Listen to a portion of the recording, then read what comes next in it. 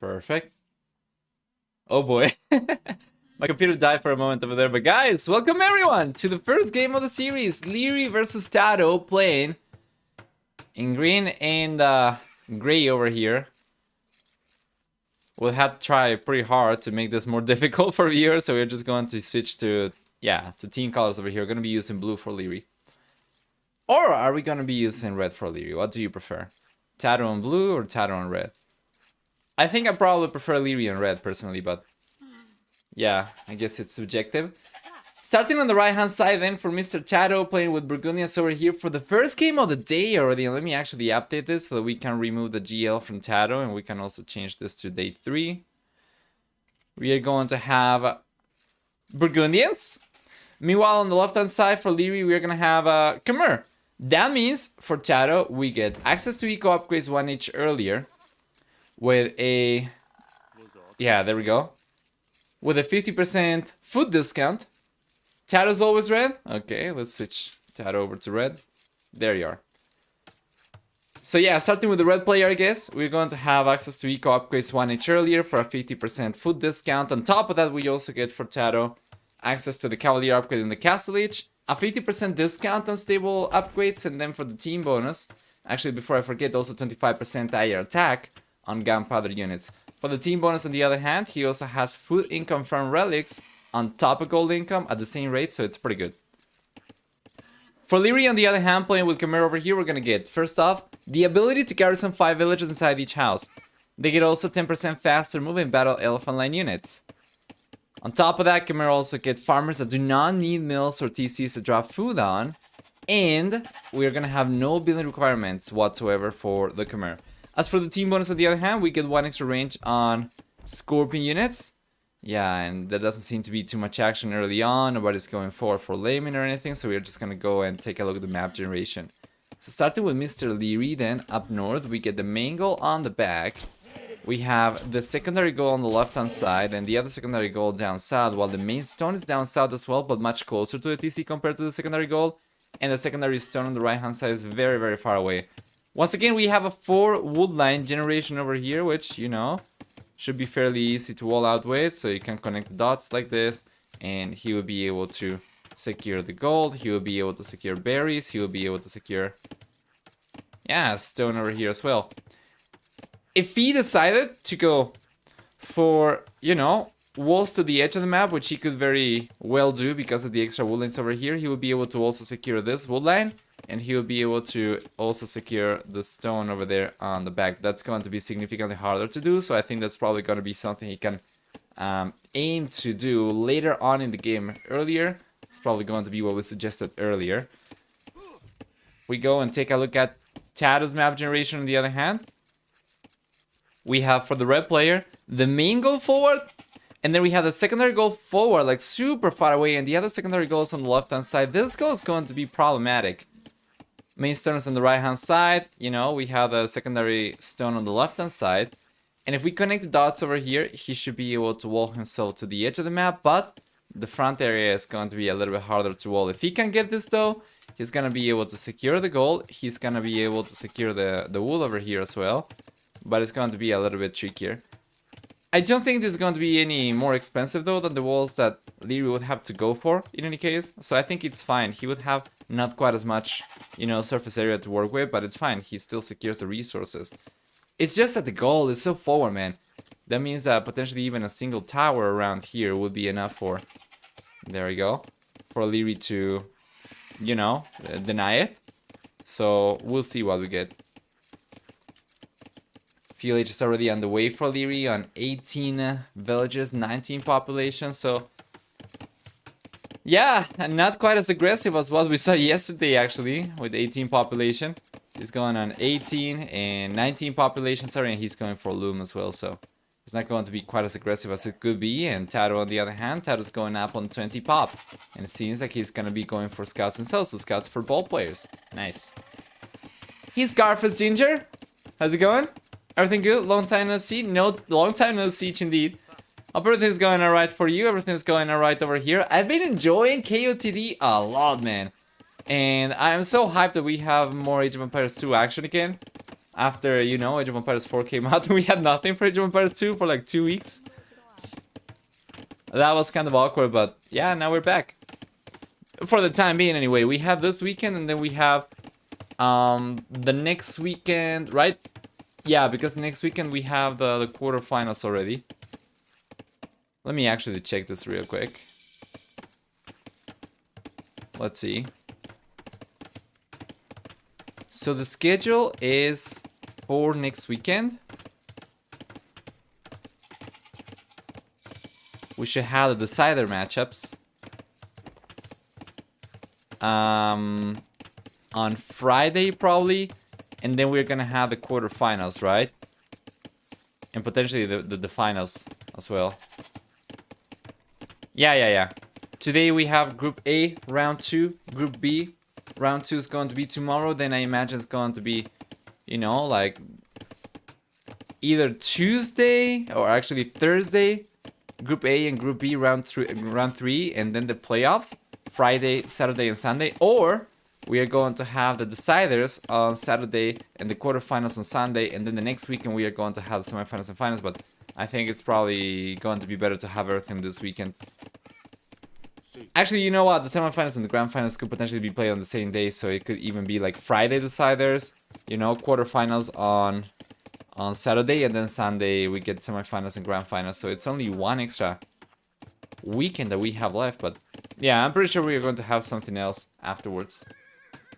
You know, I was taking a look yesterday at Age of Empires 2 and Age of Empires 4 in terms of player base and viewership. And Age of Empires 4 actually did not really have much of an impact on Age of Empires 2 player base. Like, people are still going quite strong at the AoE 2, so don't expect the tournament to stop anytime soon in any case. That's something I'm very grateful for. Obviously,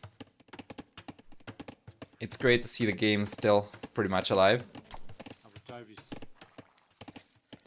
It's decided Fridays, quarterfinals Saturday, Sunday, all next week. Then the week after, Saturday semifinals, Sunday losers final and grand final. Oh, okay, so that's the way it is.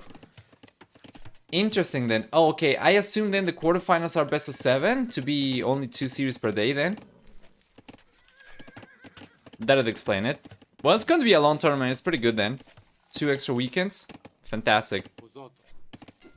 It's going to end mid-December.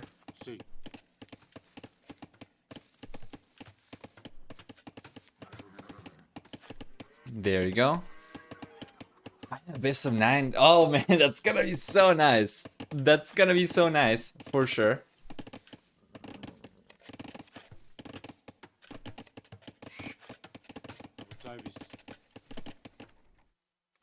Oh, even losers finals? Yeah.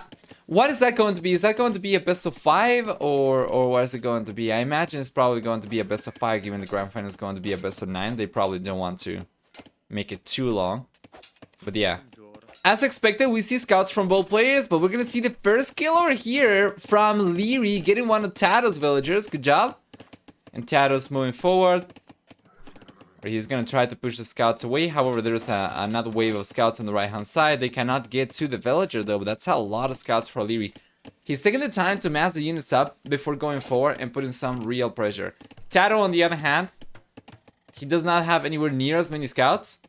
But he has some, you know, a good amount of spearmen over here. He's got 5. Meanwhile, Liereyy some 10 scouts compared to only 4 for TaToH. It seems very unlikely TaToH is going to be able to do much of anything going forward himself. So he's just going to be playing defensive against Liereyy. 10 scouts, man, is a lot. We have the same amount of farmers right now. And thankfully for Liereyy, his farmers are going to be more efficient. But yeah, you know, he lost 1 over here. TaToH's just going for full walls. Yeah, he's not going to have any of this. Not today, no, not here, my man. And he's just going for full walls. Once again, though, I would certainly would have preferred for him to try and connect both these wood lines and then the stable to the wood line as well. But yeah, now he's gonna have to go for a tower next to the goal. This is not ideal, in any case. Second stable coming up right now for TaToH as well. And I'm not really sure if I'm liking this as a reaction to Lierey's push, given that Liereyy already has gone for the scouts. And now it's going to be 70 towards going up to the castle age, while TaToH, on the other hand, if he wants to go for extra scouts, that's going to tank his economy a little bit. I do like that TaToH's got heavy plow already and bow saw. So any new farms he's gone for after Heavy Plow are going to be a lot longer lasting. It's going to be a lot less impactful, you know, in the mid game for sure. And yeah, I'm pretty sure he's gonna try to get up to the Castle ASAP as well, so he gets access to the Sweet Cavalier. Meanwhile, Liereyy on the other hand, still on 9 scouts only. Cannot break through over here, so he's just going to bail. And both players will try to go up to the Castle ASAP, so TaToH should be going up a little bit sooner, but Lierey's not going to be too far behind. That means we are going to get access to Cavalier for TaToH, but Liereyy should be getting access to Pikemen. Should be getting access to monks as well, not too long after, and he should be able to defend just fine. The fact that Khmer can also garrison villages inside houses makes it so that their economy is a lot harder to raid. And even though he, you know, won't lose any villagers, the houses though, if he does not go for actual walls, will keep the villagers idle in any case, if we see a raid coming in from TaToH. So I would certainly prefer for Liereyy to go for actual walls at some point. He does have some over here on the wood line. He doesn't have any walls on the gold. He does have some some walls up over here on the wood line as well. So that's pretty good. Yeah, that's much better in my opinion. Castle H on the way for both players. As expected, TaToH's got a small lead. It's only 30 seconds. Yeah, and Liereyy just keeps on putting the pressure up. TaToH's gonna have to go for another tower. Interesting walls for TaToH. I guess he's gotta go for it, kind of. Yeah. Counter strike coming in over here from the red player. But once again, Lierey's already completely walled up. And the areas he's not walled in should be able to garrison villages inside houses already. So yeah. Stone walls for TaToH. Damn. Okay. It's only on one side though. Yeah, he was probably expecting the archers coming here. Good job from Liereyy as well. And just garrisoning the house. Popping the bell back out on the other side. TaToH plays Castle H in Fiddle. He can do that. We have seen him for sure. Oh, this might be a village going down though. That's a really nice pick though from TaToH. Shouldn't have happened for Liereyy. But that's going to equalize eco KD to 1-1. Overall idle TC time significantly higher for Liereyy though. So TaToH is one village ahead already. You know, by the time Liereyy gets to the Castle H, TaToH's probably going to be 2. Yeah, there we go. 2 villages ahead. So good job. Like cavalry and crossman coming up for Liereyy, as he already has a decent amount of scouts out and he's got some archers out as well. While TaToH on the other hand is going for Cavalier as expected. Now the thing about Cavalier for Burgundians, so we talked about the 50% discount, is that it's going to be, in terms of stats boost, it's going to be like having 3 upgrades, right? Like having bloodlines, forging, and iron casting. Good job. That's going to be another villager going down for Liereyy. Right, because you get extra HP and extra attack, but you only pay 300 resources for it, so it's awesome. It's about to have it in 5 more seconds. 4, 3. I see some monks even coming out for TaToH, so seems like he's gonna be sticking to 1 TC full push after going for the towers. I think that makes sense. Liereyy on the other hand though, he's got the stone to go for extra TCs. He does not have the wood right now. And to be completely fair, his map is basically riddled with elevation. If he wanted to go for extra TC, he would have to go for the TC probably around here, right? Or around here maybe, if he wants to be closer to his base. Or he could potentially go for the TC around this area maybe, somewhere around here too. Those are going to be possibilities for him. Cavalier coming out for TaToH already. He's going with double stable production as well. He's got 3 even. He cannot produce from all 3 just yet, but if he works towards that, then he's going to be in a pretty good spot because he can just spam the units. Meanwhile, Liereyy, I said he was going to get access to pikemen, but he's not going for pikemen at all. He's just going for more knights himself, which is not going to be quite as good. He's got some monks coming out, which is going to help a little bit. So far, for knight count, we have 8 for TaToH. We have 7 for Liereyy. He does have a good amount of archers though, so that's going to compensate for it a little bit. We'll see. Conversion coming out though for TaToH here, and I think he's going to get it. He did not get it at all. Let's get into the monks before the conversion hits, so good job. Yeah, he gets pushed away as well. Or actually, he manages to get away without taking too much damage, so this is pretty good for Liereyy.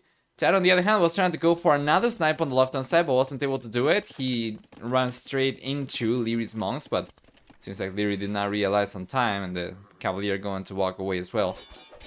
Alright, these light cavalry are not going to stand a chance, so they're going out. How is that not a conversion? I know, right? That should, or that certainly seems like it should have been a conversion, but it's just unlucky.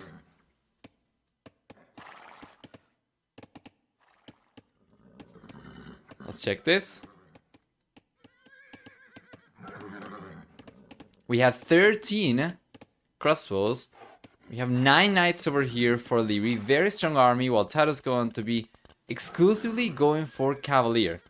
He's got a bunch going up over here. Oh! And it's open! Liereyy overchopped over here, so he's going to end up losing a few villages already. 1 down, 2 down, 3 down, 4 villages down over here for Liereyy. So far, 7-1. Eco KD in favor of TaToH. While Lierey's getting a strong push going over here, he manages to snipe 1 villager and make that 2 maybe? Yeah, he gets 2 villagers. And lets the gate open, by the way. Okay. Never mind. TaToH's gonna need to bring the Cavalier back, or is he just going to keep... Oh man, he's just gonna keep on trying to go for it. And there was another overchop over here for Liereyy. And that's a lot of extra villagers going down. What's going on for Liereyy over here? A PM is there, so he did not drop. He did not garrison the villagers. That's a second wool line that gets completely massacred from Liereyy. You can see the villager count significantly higher. 10 extra villages right now for TaToH. While Lierey's getting the push going over here, TaToH's already been able to do a lot more damage. Now, if he brings all the Cavalier back, and he focuses on Lierey's army, he should be able to clean these units up, and that should basically be GG. A hole in the wall. Damn. This was not an overchop then. Okay. That's really unfortunate, man. It's just been so rough. TaToH has gotten away with so much damage. Let's see if he realizes about this, though. Well, he's not going for the walls. He's not really respecting these knights. Yeah, for sure, he should be able to clean the units up eventually, but he can still take losses while he tries to take the knights down. So this is a little bit, you know, sloppy from TaToH. Certainly could have tried to garrison for a moment. He ends up losing 2 villages and couldn't take too many knights. Only 1. Yeah. Lierey's going back now as well. Between the 2 top palisades. Okay. Oh, these 2. Okay, that makes sense.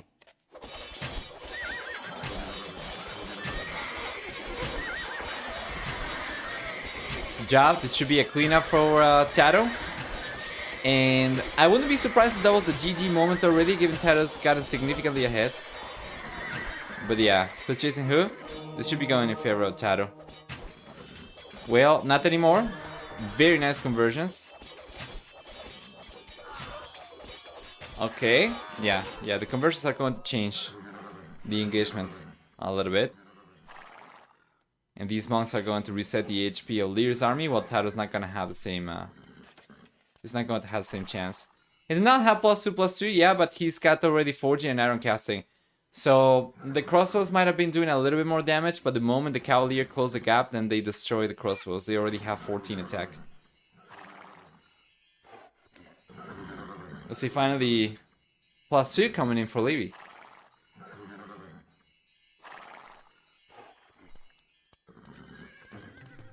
Alright. There we go. TaToH's gonna try to reset the HP of his units as well. We have 12 Cavalier over here. Just gotta be careful, man. There are 3 monks over there. But there are 3 monks over here from TaToH as well.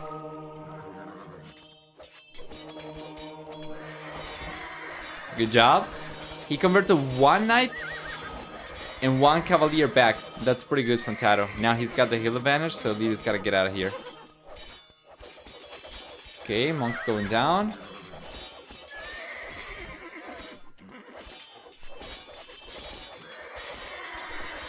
Yeah, this should still be going in favor of TaToH because of the extra attack. Let's bring in another fresh monk out, full HP, full faith. So he should be able to get another conversion going. He's going to go for it. Good job. Yeah, and Liereyy gets cleaned up. He won't call it though. He's 11 villages ahead and he's got only 1 TC. So TaToH should be in a significantly better position. Both players are sticking to 1 TC, so it's gonna be full military production. In that scenario, TaToH is so much better because of the extra vills. Yeah, and the extra upgrades, of course. He's had since much longer. He hasn't gone for wheelbarrow just yet, but he's had heavy plow and Bo5 since the fuel age. They're still struggling, and he's not going for heavy plow. That's going to be so costly very soon, especially after all the lumberjacks he lost.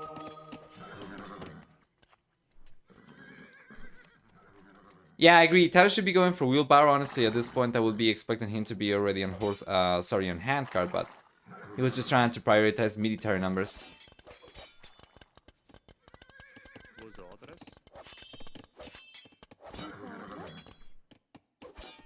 There we go. More villages going down for TaToH. This shouldn't be happening though. Why is he taking resources completely exposed over there when he could have easily closed the walls over here again and kept on taking from the main one? This seems once again really sloppy from TaToH. He's allowing Liereyy to come back. No way, man. He's going forward, trying to get more raids going himself as well, but he's already taking a bunch of villager losses. Take a look at that! KODT4 16 to 16 right now. Liereyy just took so many gold miners over there, and all of a sudden the villager count is the same. What is this comeback from Liereyy? And why is TaToH giving it to the blue player? Oh man, well, military can still significantly higher for TaToH, so he can keep on trying to raid. He should be able to defend himself as well, but you know, Lierey's not... Okay, he calls it GG. I think Liereyy honestly could have kept on going. But this was a lot of pressure, so it's understandable. It was going to take some time for him to clean out the Cavalier with the TC alone, and then we had a Monk going for a conversion over here, the Cavalier just circling around the wool line like vultures. And that's going to be it for game number 1, but yeah, that definitely could have been a little bit shorter, could have been a little bit cleaner for TaToH. This is already a very interesting result for game number 1. TaToH up 1, Liereyy 0. Let's go and take a look at the achievements then. That was a near throw. Yeah, completely agree. 3-to-2 KD ratio in favor of TaToH. We have a conversion ratio of 2-to-1 for Liereyy. And for economy, on the other hand, we also have a much stronger economy for TaToH. With about 4,000 extra resources, 4,500 extra resources. And for technology, we have a faster castle age time for TaToH. This made a fair difference. So that was pretty good for him. There we go. Yeah, in the end, a lot of losses for both players. Let's go back.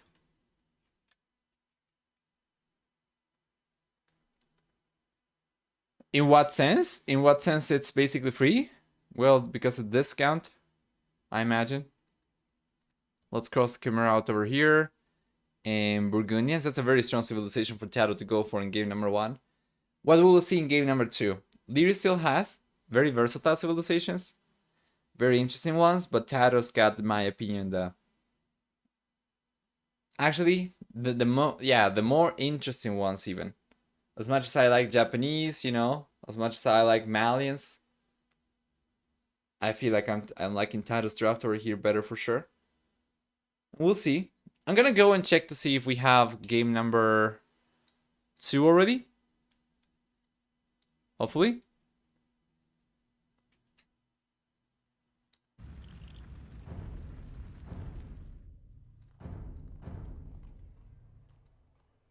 Let's check. Try and search for Mr. TaToH again.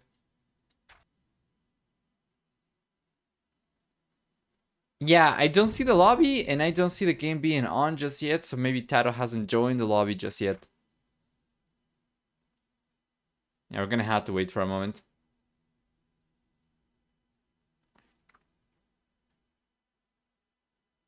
Yeah. There is no lobby over here, or at the very least I'm unable to find it.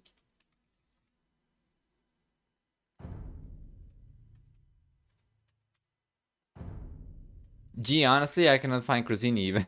I'm gonna try with Liereyy maybe.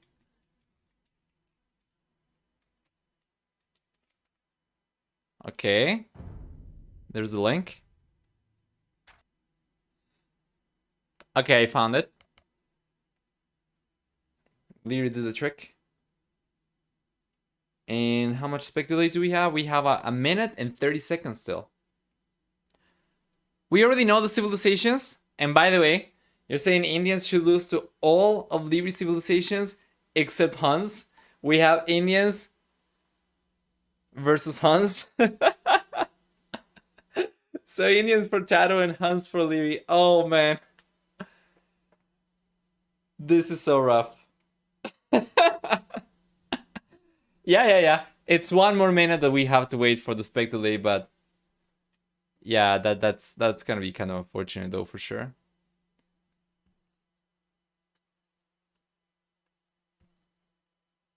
I'm just going to keep an eye on mainstream as well to make sure that I can catch any interesting stats and stuff.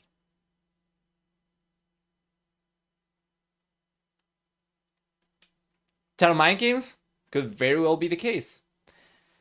Win rate, 65% win rate as Huns for Liereyy, but I'm pretty sure his win rate is over 60% regardless of the civilization. And average win rate for TaToH with Indians is 71%. I think that kind of evens the odds a little bit. We have seed number 1 for Liereyy, meanwhile TaToH on the other hand is seed 8. How much more spec delay? We have only 5 seconds, so we're going to be jumping into it. Guys, I'm going to open predictions for game number 2, since we already have some extra people arriving. So, who wins this game? We have TaToH, and we have Liereyy. You can put some bones in the prediction contest, and then we are going to... yeah, we're going to select the winner later, but let's jump into it because game number 2 is here already.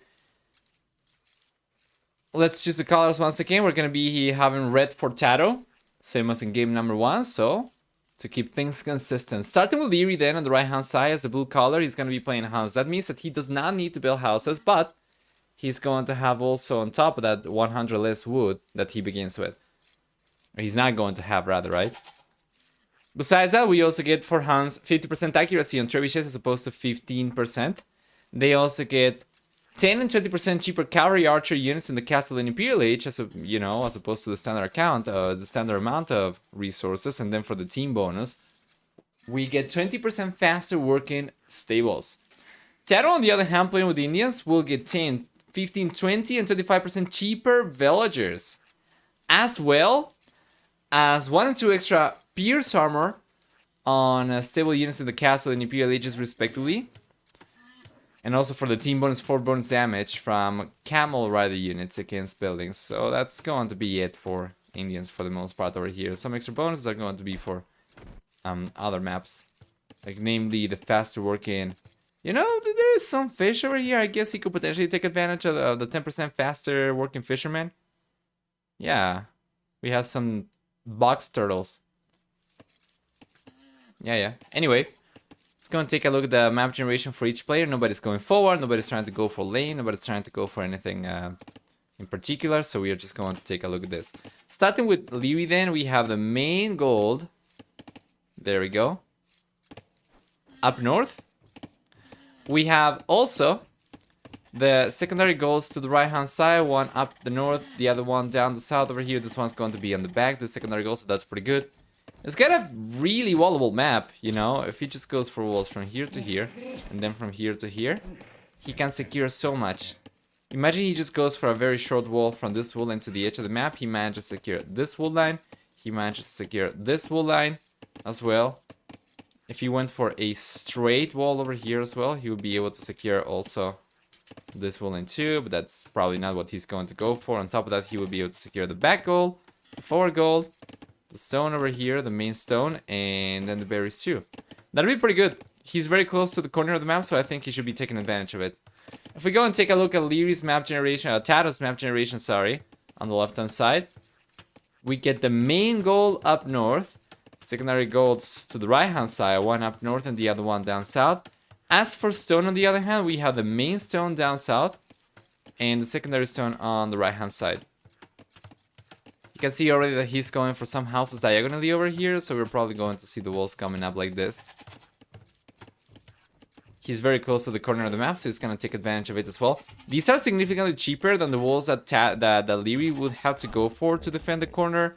So with these walls, TaToH will be able to defend this already.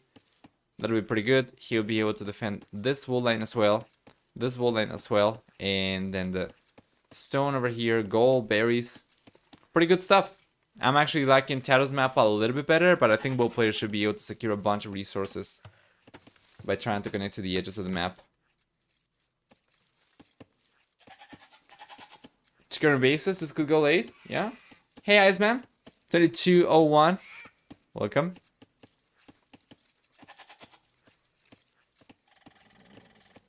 Good job. Yeah, TaToH's just playing for economy over here. Yeah. He's just going full push.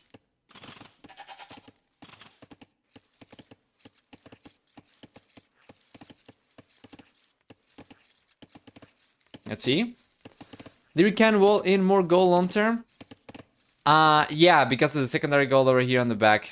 That is if he does manage to secure this one. I guess he could technically go for both secondary golds, right? If he just goes for the walls, you know, from here to here maybe. That would require probably a TC or something in the future to really secure it. But yeah, that'd be pretty good. TaToH on the other hand does not have the same option. It's just much cheaper for TaToH to go for the walls to connect to the edge of the map, but true, not as many resources. It's going up to the fuel H already on 19 villagers. Let's play an Indian, so that's going to be for scouts. And Liereyy on the other hand, it seems like he's gonna try to, what is he gonna try to do over here? He's got some militias coming forward, right? So is it going to be Minotaurs? Is it? No. Minotaurs will be significant later as he goes up to the fuel H. This gotta be just rush flush. Wow, TaToH did not find the goats. At the very least, he was able to push all the hunting over here, though, so that's still going to be a lot of extra resources. Which is pretty good. I'm really sure if Liereyy actually pushed the hunting himself. He pushed only one ostrich, and he left the zeros over there, so it's actually a little bit better still for TaToH.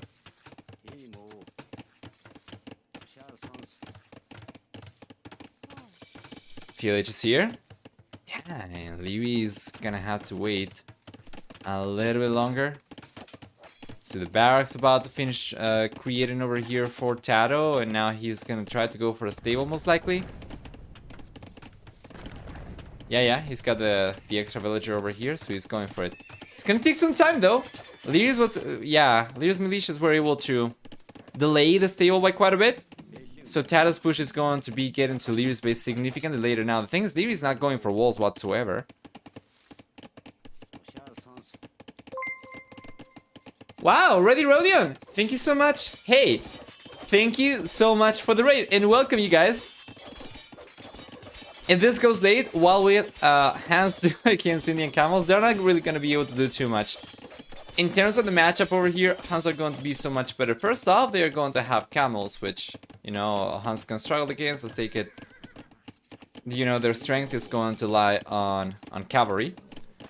But then on top of that, Indians also get extra pierce armor on their camels. So in the castle age, they're going to be significantly more resilient compared to standard camels, even against cavalry archers. So it's pretty interesting, but yeah. Hey, Pawazny Legionista. I'm not really sure if I'm saying that right, but hi. And welcome everyone from Ready's stream, by the way. I hope you had a good one. We're going to cast the entire day of, you know, the group stage over here, the second round of the group stage for Group A. We have 2 winner matchups, and we have 2 loser matchups. This is the winner matchups. This is the first of the winner matchups, so whoever wins over here is going to make it into the playoffs already. That's going to be the same for the second series of the day, and then for the third and fourth series, whoever loses gets knocked out of the tournament. Whoever wins is going to have to go against whoever loses in the first 2 series. Let's check this. Alright. Yeah, really good job there from TaToH. He should end up cleaning up all the units, and he did! He lost 2 scouts, but he was able to get all 3 Minotaurs out, and he's now going back to berries as well. Meanwhile, Lierey's sending next wave of units. This time around it's going to be spearmen and archers. He's already made the switch to archer ranges, which is pretty interesting. And I mean, we saw the militias earlier, so we assumed it was going to be a drush flush anyway. But TaToH was unable to do any damage with these scouts. Now he's gonna send these forward. And by the way, he should realize about this, like it's still very much open. He's going to try to wall towards the edge of the map, but this is still open. Anyway, he's coming forward.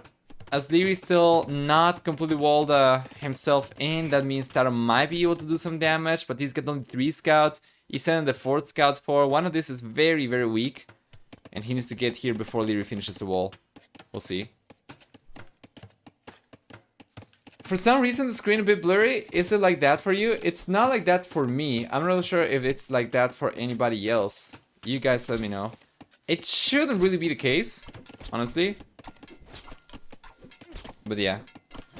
No, just nice big protective walls for Liereyy potatoes, yeah.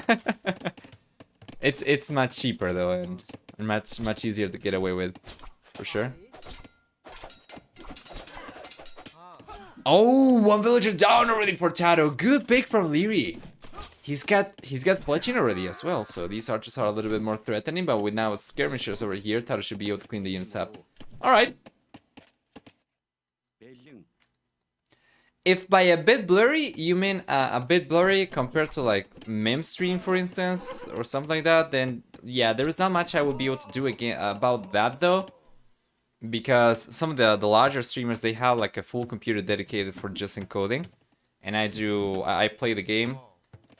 I play TaToH and stream using the same computer, so it's not possible for me to crank it up quite as much. But it should still be like very much watchable though. Should still be like pretty clear.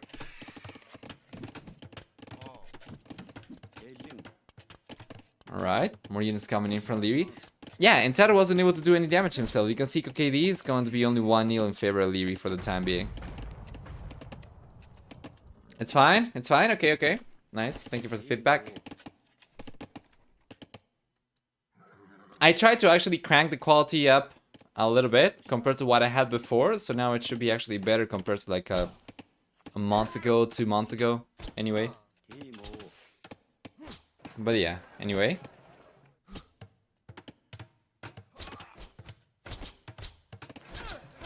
It's watchable, so what, is your PC a bit worse than memes?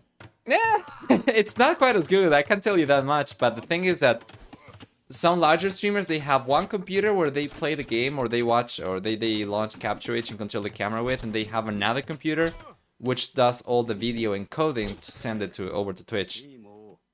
I have a single PC to do both things, so it's just not possible for me to encode as high quality, but it should still be fine, I think. Yeah, I think it is. Anyway, Gasolich is coming out for Liereyy a little bit sooner compared to TaToH. TaToH's gonna be going up a little bit later. We have a good amount of archers over here, and it's quite clear to me. Lierey's going to go for crossbows, but then he's going to make the switch to cavalry archers. As he should, man. If he goes for knights, it's just going to be suicidal against Indians. He's gotta go for cavalry archers. Now, the problem is, as you know, cavalry archers are going to rely on numbers. And because we have stronger camels for TaToH compared to other civilizations, we are going to need more numbers, actually, for Liereyy to get to enough cavalry archers to one-shot camels, for instance. It's going to be right in between standard camels and knights. So, yeah. I see, that's crazy. Yeah. Even TaToH stuff. It can be a little bit, yeah. I'm fortunate enough that I can stream with a single computer, despite TaToH being a little bit intensive to run for some people, but yeah, not everyone's gonna be able to.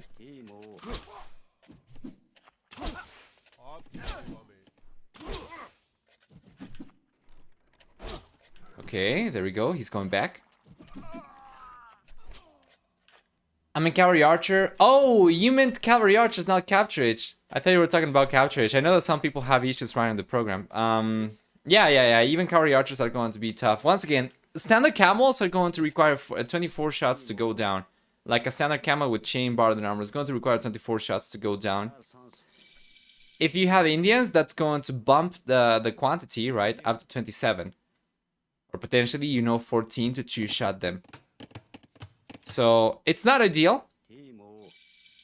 It's going to be significantly better for TaToH compared to other camel civilizations to fight against cavalry archers. But yeah, Lierey's already up. The thing is, he's going for a second TC. This, to me, tells me that he's not going to be going for full cavalry archer. Otherwise, he would have had the third archer range already up, and he would have sticking to one TC production only.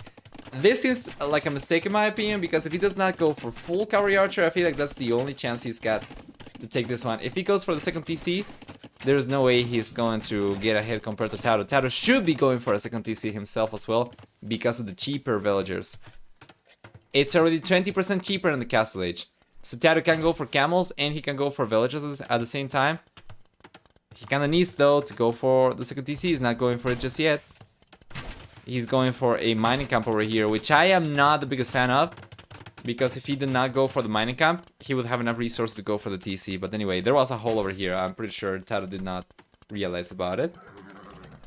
Defensive Mangonel, good job. Quick walls coming up over here. Certainly caused a reaction from TaToH for sure. So Lierey's push over here is not going to be in vain, even if he ends up losing the units. But it's better if he doesn't, because that's a lot of crossbows he spent a lot of resources in. There we go, we have some camels coming out.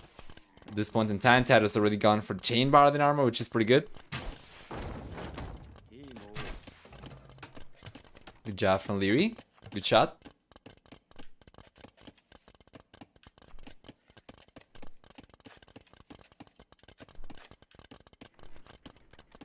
Yeah. He's gonna keep on roaming around. TaToH, on the other hand, he's just going full gold. This is very Saracen-like what TaToH is doing. Yeah, that mining camp is also going to get on the way of the gold miners, so it's not ideal. That's a good shot. Well played. He's giving the Mangonel full HP as well, and I think he should be able to clean these units up for sure. Yeah.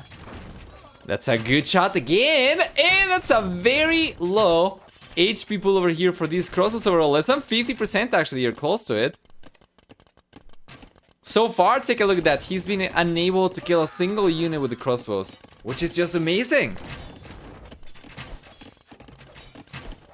He's going to get one now, finally. But then he gets completely cleaned up, for sure. He gets cleaned up 100%. There we go. Good job. That's a great shot over there. That was a little bit disruptive for Liereyy for sure, but now TaToH's being able to balance his economy a little bit better. He's still heavily on gold, but he's been able to send some villagers back to wood, which is ideal. If he could send a few more, that'd be great. I'm still fairly surprised that TaToH's not going for an extra TC though. While Liereyy, on the other hand, well, just gonna keep on coming forward with more aggression despite getting the second TC up and working at all times. He's gonna be getting a hidden villager count. It's not really a position TaToH should find himself in. He's finally going for the second TC, but this is going to be so much later.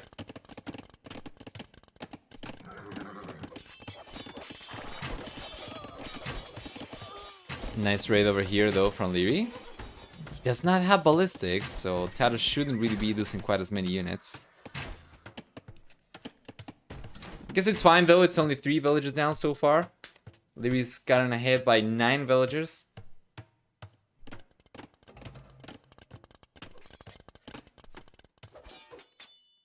Yeah, and that's going to be a villager going down right now for Liereyy. Not really sure what the plan was over here. It seems to me like he tried to go for a 4 siege workshop probably.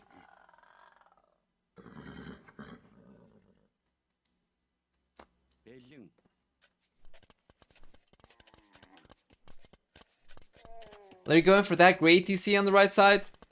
Yeah. That's a position we were kind of hoping to see him drop a TC on earlier. He's going to go for it. Remember also camels for Indians, they get 4 bonus damage against buildings. So he's trying to break through the palaces over here. Lierey's got to react to this and he's got to go for palaces everywhere. Yeah. He's trying to go for it. Good job. A lot of crosses over here. I like it that Lierey's just sticking to crossbows as opposed to going for cavalry archers or knights, you know, because of the cavalry archers, but because of the camels, sorry. But these are obviously not going to be quite as versatile. They are not anywhere near as fast as the cavalry archers. They are not going to be quite as good for raiding, and they are a lot more vulnerable to mangonels, for instance, as we saw just a few minutes ago. Liereyy needs ballistics. Yes, he does. Let's see if he's got a university. He doesn't, and he doesn't have one on the way either. Villager count is not anywhere near as high for Liereyy anymore. The villager lead anyway is not quite as big anymore. Going down to 7 extra villagers only. He did go for wheelbarrow though, so I think that might be it. He was 9 villagers ahead earlier. Now he's only 7, but I think it's probably because of wheelbarrow. TaToH, he's gotten the 30C up right now as well, so it's going to be the same villager production for both players. Obviously, it's going to be cheaper though for TaToH. Yeah, and Liereyy is going to be trying to go up to the Imperial Age. Now, what is the problem? The army he was going for is not going to scale too well. Crosses make sense, you know, against camels in the Castle Age for sure. But then he's not going to be able to go for Arbalesters. Well, if he had gone for Cavalry Archers, he would be able to go for Heavy Cavalry Archer and get part in Tactics too, right? So, yeah, these are not going to scale the best. He's only going to be able to go for Bracer and Chemistry, and that's about it. If he already got Thumbring, then that's going to be 2 extra attack. Let's finally get in the University up. We're going to see Chemistry coming up in the Imperial Age. Ballistics coming up before he goes up. Should be able to click up already after the University comes out. There we go. And TaToH on the other hand, not so much. But he's coming forward with a Manual, with Scorpions, and with these Camels. He's probably realized then that Liereyy is probably just booming away at home. But yeah, once again, if Liereyy gets to the Imperial Age, and then TaToH manages to get to the Imperial Age and Liereyy does not do too much damage, then TaToH should be in a much better position with Indians. Hans Arbalists are decent. Yeah, just imagine.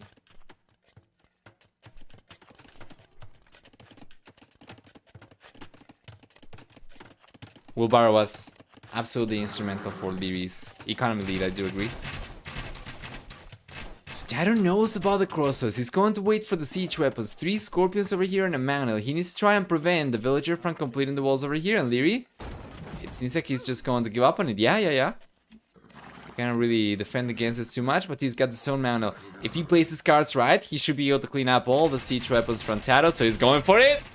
Oh, but the Manual's going down right away to the camels. Good job. He's going back right now to try and defend the siege. Good job. Really well played over here from TaToH. I think he did not take a single loss. Might have lost a little bit of HP on the units though. Let's see, HP pool over here. It's gone down, yeah, to about 75% or 70% even. Oh boy. Imperial Age is coming out for TaToH. Yeah, that's pretty good. He's going for the 4th EC right now as well, so that will allow him to catch up in villager count eventually. He's only 4 villages behind right now.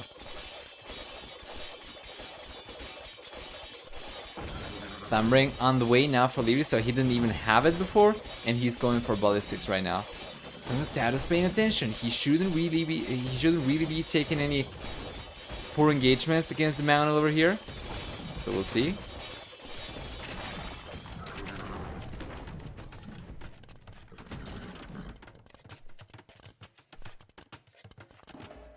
Good job. He's going back with these units. Yeah, he realizes Lierey's up, so he's just going to bail. We'll see Bracer and Chemistry coming up right away. Knight's coming forward though, and TaToH doesn't keep the camels close to the siege weapons at all, so he's going to end up losing all of this. This seems a little bit sloppy from him. He was trying to react to this push, I imagine, from Liereyy as well, but there is no rush. Like, these crosses are not going to be breaking through anytime soon. Oh, Lierey's not going for the siege, but now he's going to go, and TaToH does not realize about it, unfortunately, on time. So, yeah. Siege weapons are all going. That's a very expensive loss that TaToH should definitely have been able to prevent. Some stone walls coming up over here for the red player. We have Halberdier coming up right now for Liereyy as well. Remember, TaToH with Indians is not only going to have access to great camels, but he also gets fantastic hand cannoneer. He gets also a unique technology, the Shetagni technology, which allows him to give extra range to the hand cannoneer even. So yeah, he should have the tools with which to fight against Hans in the Imperial Age for sure.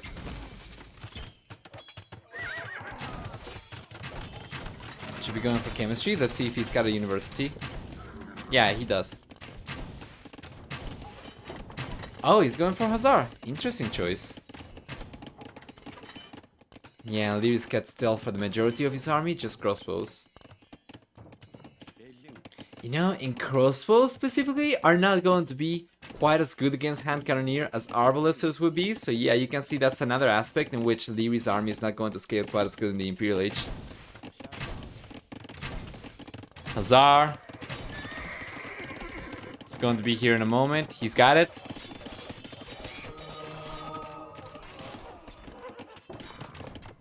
Okay. Yeah, this should be fine for TaToH. Lierey's only with 2 extra villagers. Sure, I mean, TaToH is significantly behind in military, but I think his military is significantly higher value, as you can see over here at the top bar.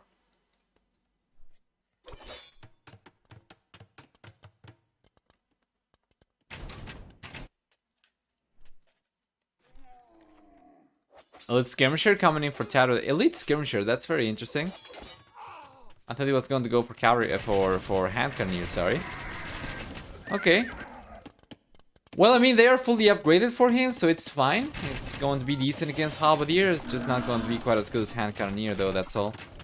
Good defense for Liereyy. TaToH gets pushed away. That's a lot of halberdier over here on the back for Liereyy. Yeah, and TaToH cannot do much of anything, so... I mean, yeah, I found it very interesting that TaToH's not going for it. Instead, we're going to see ballistics coming in, and it's just going to be full, you know, skirmishers.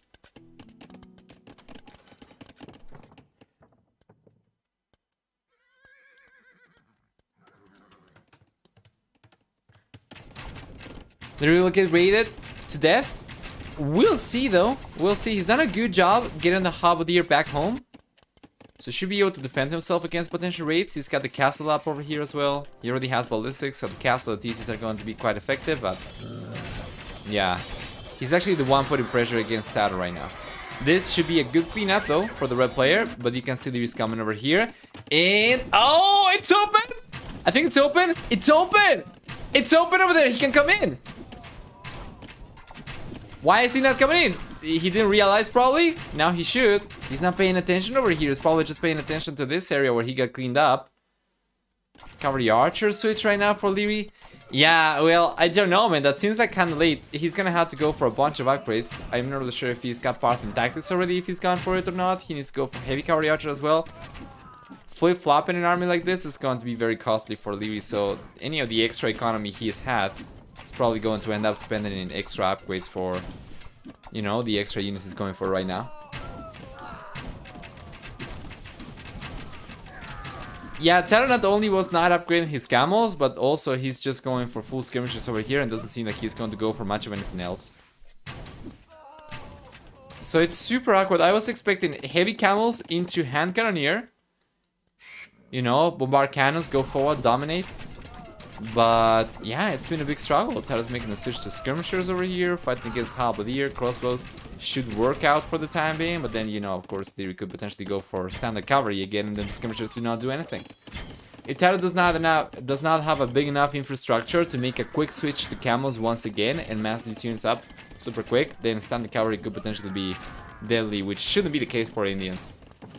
It's got 5 stables. Ring archer armor for TaToH. I think that makes the skirmishers fully upgraded. He's got bracer already, and I imagine he's got chemistry too. Yeah, that makes the skirmishers fully upgraded.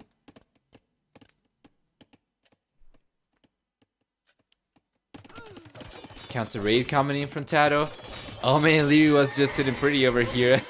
Kind of expecting TaToH was going to be sitting back home. But yeah, he got clapped a little bit. Well, now villager count is about the same for both players. That shouldn't change too much anytime soon. And TaToH still has a good amount of camels over here, so, you know, going for heavy camels still going to be very much on the table. He's going for Thammering. Okay, so now that's going to make the skirmishers fully upgraded. And he's going for iron casting as well. For +2 attack on melee units. There we go! TaToH's going for heavy camel. That's what I want to see. Much larger military count. He's going... oh, okay, he's going for sultans. Nice. Better gold. Better gold economy, and, well... yeah, what else? My opinion, should see hand cannoneer over here. I think that'll be the, you know, perfect army composition for him, but he's going for cavalry archers instead. It's so awkward. TaToH seems to be going for an AI-like army. He's got a little bit of everything. He's actually still missing the hand cannoneer, but he's got camels, cavalry archers, hussar, and skirmishers. So, you know, as long as you have perfect macro, this should be a perfect army, right? You're gonna be countering basically anything that Lierey's got to throw at you. The only thing that he's missing is probably Halberdier on top of Hand Cannoneer as well, but with the Camels he's already going to have anti-cover units anyway, so it's fine.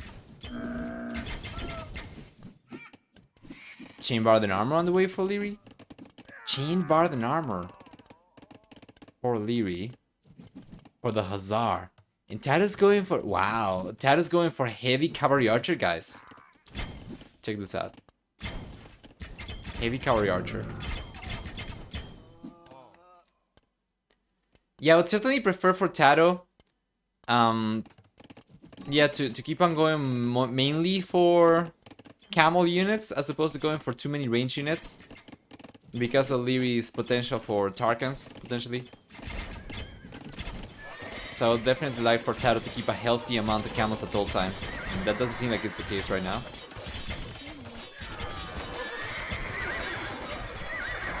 Well, he gets a better heavy cavalry archer, yeah.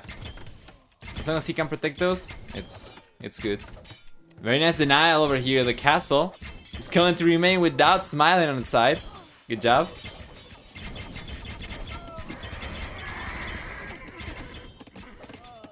Yeah, and now he's finally closing the gap over here. Should be able to get to Lierey's economy finally. He's coming in, trying to start getting the raids going. A little bit of a struggle for him right now, but he's definitely putting the pressure up. We were expecting Indians to dominate in the matchup over here, and TaToH had a really bumpy ride. He had a really rough, you know, match, but he ends up getting ahead. He's got the lead right now. He's gonna be getting 200 population very soon, while Lierey's remaining at 151 or so. There are cavalry archers up north. We have skirmishers over here. We have hussars. So we have a meat shield and we have range units. Down south over here, we have a meat shield and we have range units as well. It's going to keep on denying this castle for the time being, so doesn't seem like Lierey's gonna be able to get this one up at all. On paper, still Liereyy has cheaper cavalry archers, but as long as TaToH can afford the units, then he's going to be better, of course. He's got the hill advantage over here as well. Should be able to take on these Hussars, no problem. He's going to do it. How many cavalry archers do we have over here? 20. That's already going to be enough to one-shot Hussars, I think. We're close to it.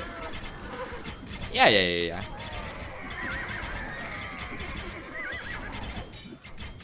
Heavy cavalry archer, the calculation changes, of course, because these are significantly stronger compared to standard CA.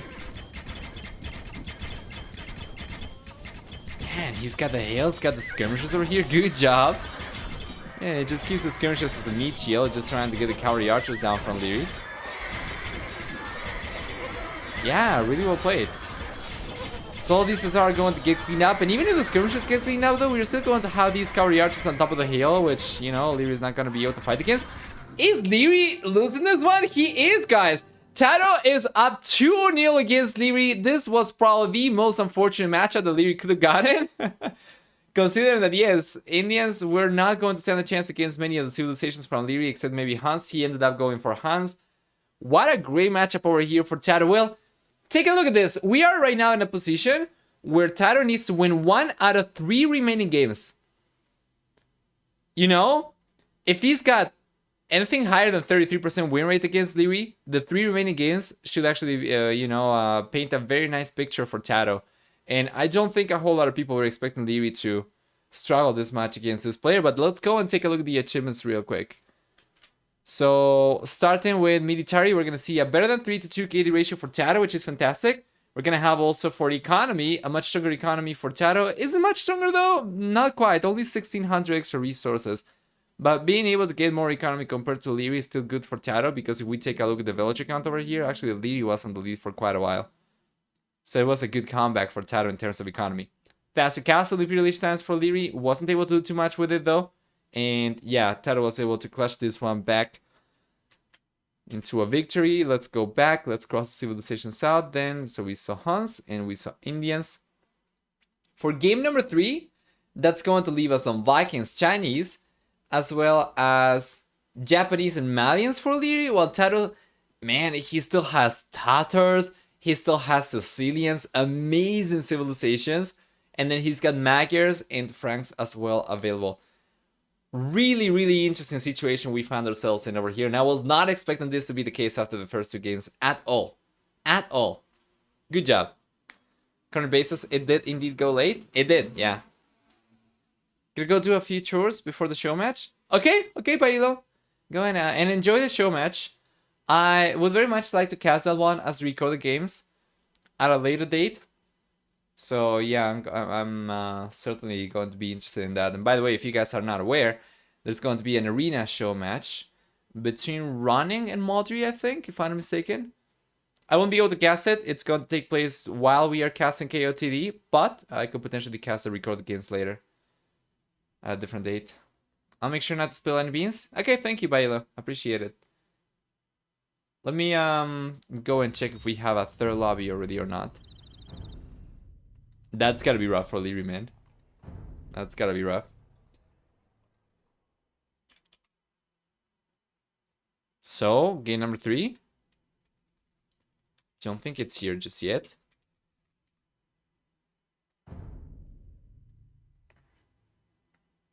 Running versus Maji, best of 7, top 5 civs banned, then 2 bans each and 8 civilizations each. It's going to be normal arena, not clan arena. Okay.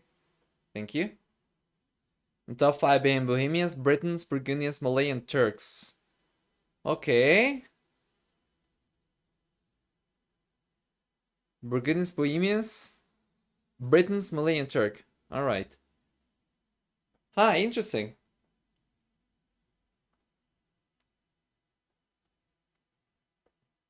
Anyway.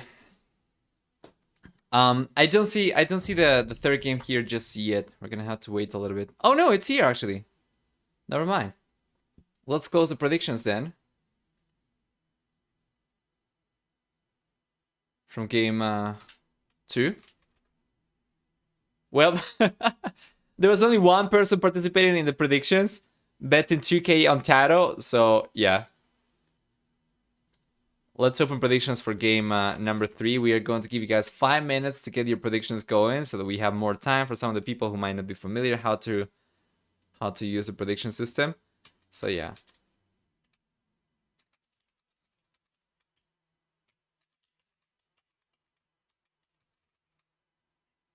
Five minutes, there you go.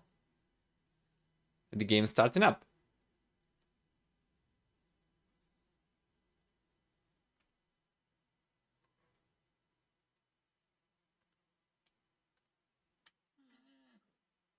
There we go. And welcome everyone. Once again, we're gonna have TaToH in red and Liereyy in blue. For game number 3, then we have for these civilizations, Vikings for Liereyy up top, and then TaToH is gonna be playing Tatars down south over here. That's a very interesting matchup. And yeah, starting with Liereyy, he's gonna be getting free Will Baron, free handcard, as well as 20% extra HP on infantry units starting in the village, right? So that's pretty good. It's going to be mainly about those 2 bonuses, as everything else for Vikings is going to be for water for water maps. Well, TaToH, on the other hand, with Tatars over here, is going to get, first off, 50% extra food from herdables. We have on top of that also,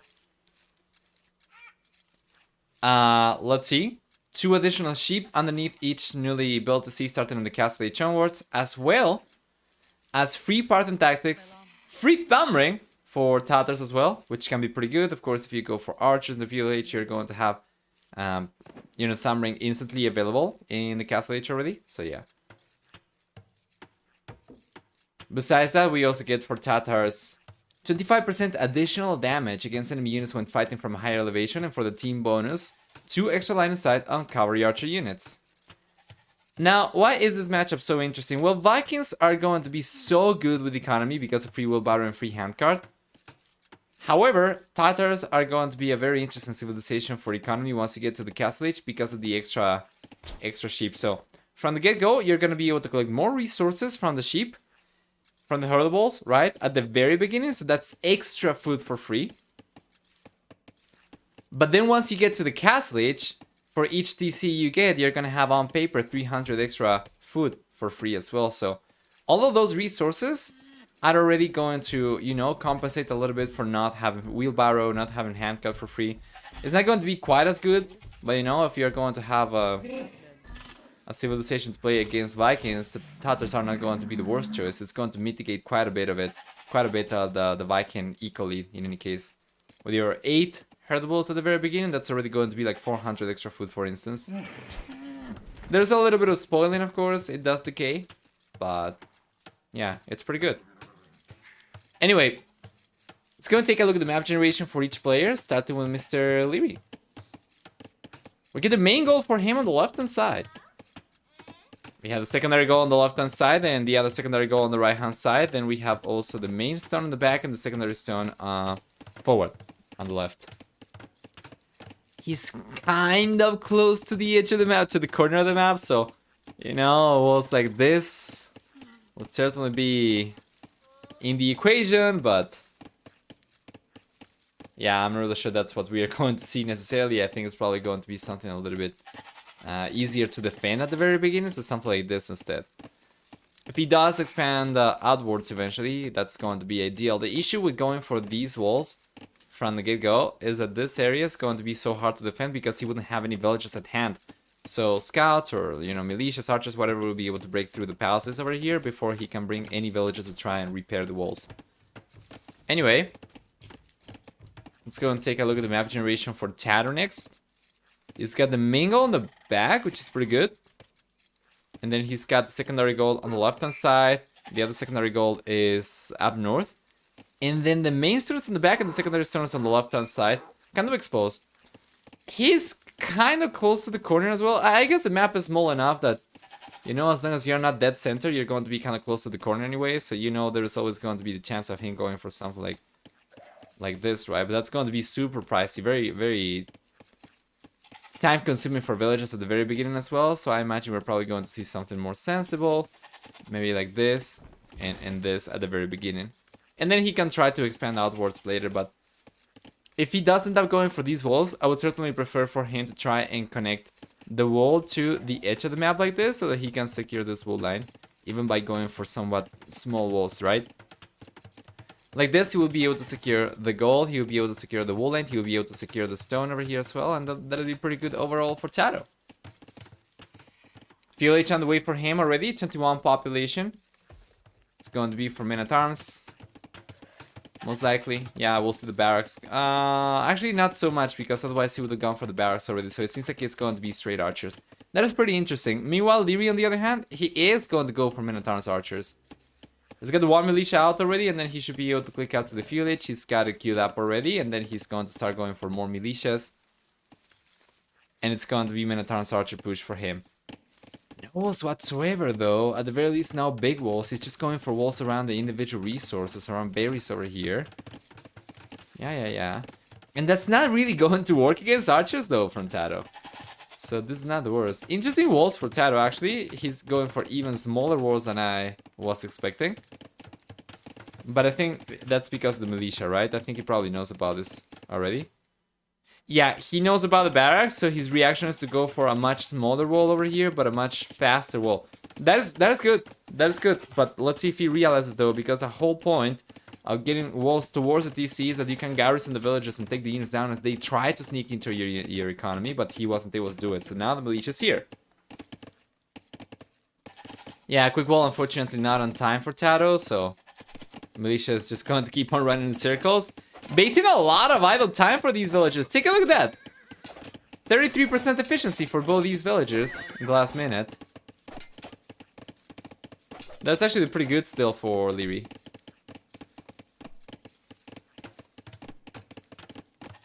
Let's see.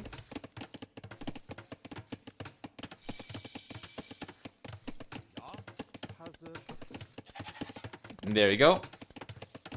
Yeah, he's finally making the switch to gold, but you can take a look at these villagers. It's not been the most efficient for them. Not only in the last minute, but also even before. A lot of time moving around.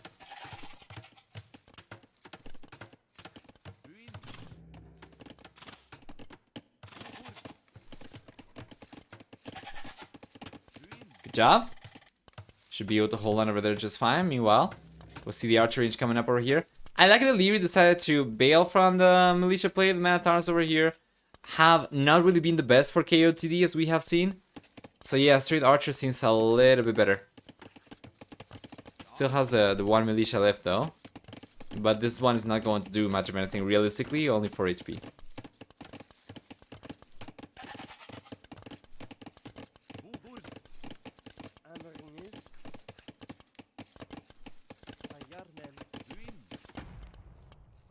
Alright. Yeah. Both players are going to be going for the same. Now, the second archer range is coming out for TaToH, so he's going to have stronger military production potential. But we already have a blacksmith over here for Liereyy. I don't think TaToH's got one just yet. Yeah, he doesn't. I like that he's trying to expand the walls though, so that's going to give him a little bit of extra surface area. But yeah, on the left hand side, if he can close this up over here to the edge of the map, that's going to be so good.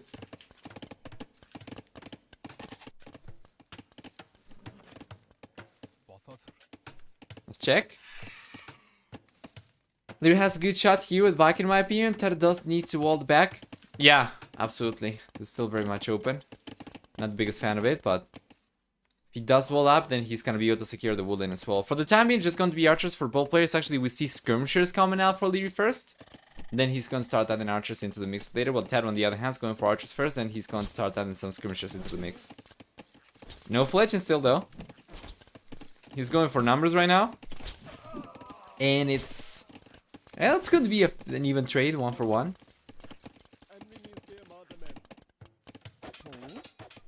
Good job from Liereyy. Well played.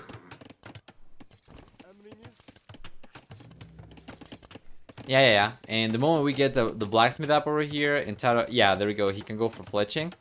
These units are going to be significantly stronger. While Liereyy, on the other hand, he needs to go for the second archer range. And he's going for it now. But it's going to take so much longer. TaToH should already be able to start getting ahead significantly in military count. Another 1 for 1 trade over there. Well, with 2 archer range production, you know, 1 for 1 trades over here are going to be favoring TaToH a lot more. If we cancel each other's army up, we are still going to have like 2, like the same amount of units left for TaToH compared to the total amount of units from Liereyy, but we'll see. So far, it's a big struggle. Micron is not the best over there though for TaToH. He ends up losing 3 units over here while taking only 1 skirmisher. Good micro though. Now he gets another one down. Oh boy. This is really heated right now between both players. TaToH's gonna have to bail, I think, though. Wow, but he gets another archer, and now he's going to get the skirmisher. What a great macro over there from TaToH as well. Good job. And overall, it's going to be the same KD for both players. Probably should have been a little bit better for TaToH, considering he had more units to start with. But that was not too bad, man.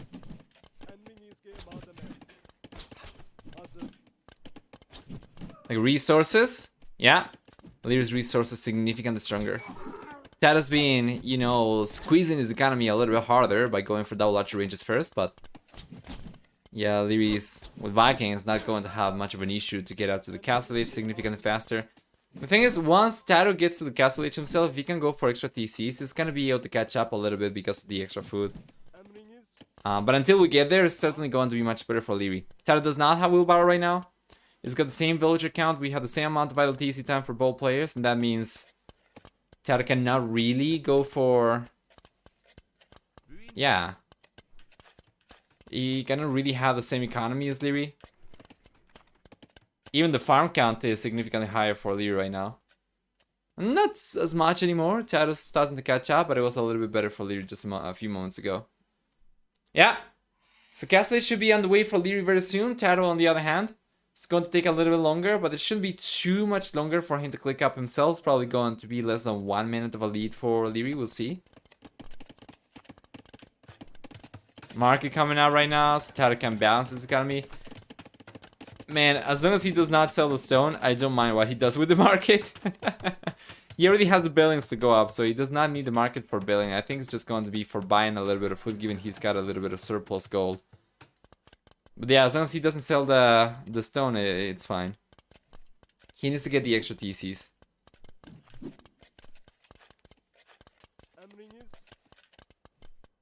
Okay, there we go.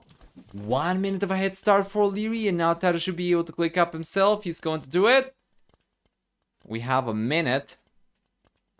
Yeah. And 10 seconds of a head start for Liereyy to get to the castle age.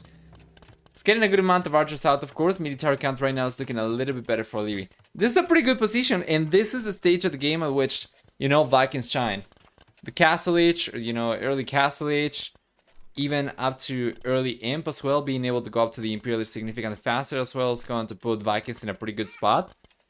However, TaToH, you know, he's not doing too bad himself. He's been able to keep up for the most part. Might be able to go up to the Castle Age a little bit later though compared to Liereyy, but once he gets there, if he can go for the extra TCs, once again he's gonna be fine.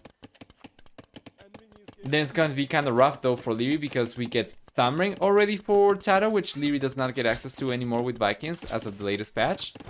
And we also get for TaToH the hill advantage as well, and this is a very hilly version of Arabia. So if we take an engagement and TaToH's got the hill, he's just going to destroy Liereyy.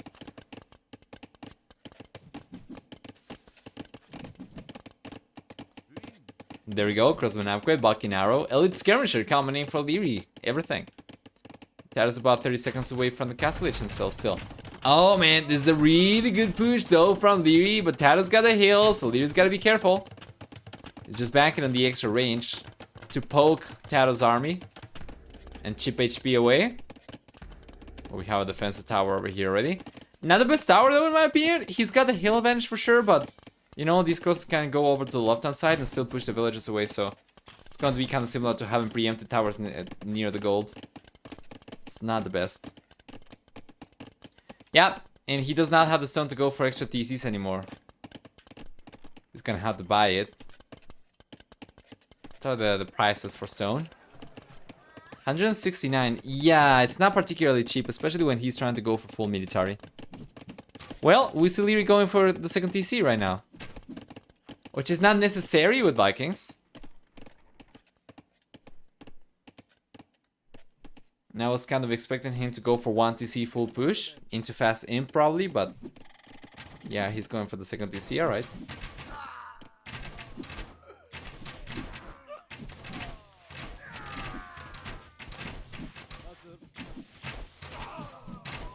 Fast imp. Could potentially have gone for it, but not anymore, I think. Yeah, this is still pretty good though. TaToH with the hill advantage once again, he just destroys everything. So Lierey's gotta be super careful over there as well, and yeah, TaToH might have enough to buy some stone in a moment, but he does not have the wood to go for the second TC anyway, and now Lierey's gonna be getting ahead. This shouldn't be happening. Liereyy should be the one going for 1 TC, and TaToH should be the one going for extra TCs. Although it feels like against Vikings it can be kind of risky as well because of the possibility of 1 TC full push. But you do not need to go for extra TCs into full villager production, by the way, if you're in TaToH's position. You can just go for like the second TC and then add the third TC significantly later and just use the sheep and use them for protection and not really train from all 3 TCs at the same time and still focusing on military.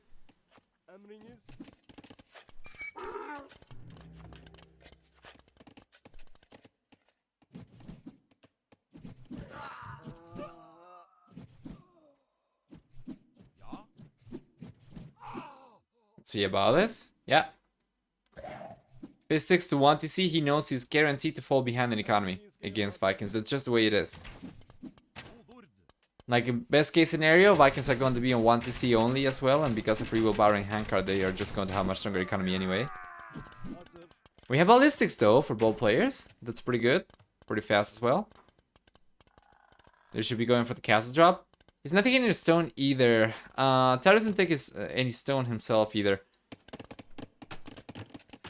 Okay, there we go.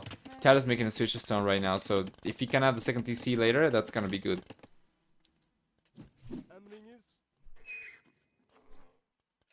They're still on a few extra villages so far though. He'll probably be much earlier to him. That should be the case for Liereyy in any case. With only 1 TC, that is for sure the case. With 2 TCs over here, might be a little bit rougher, but I think it's going to be fine anyway.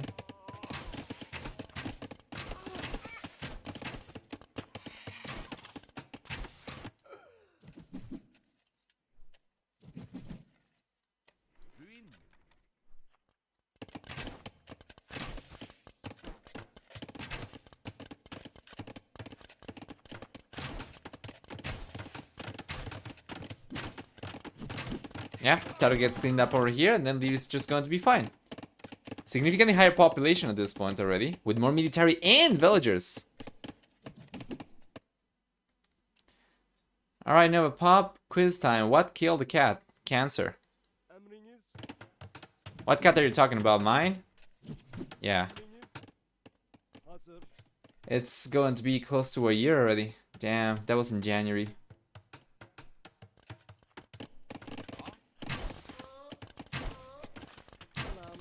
Good push from Liereyy. Yeah.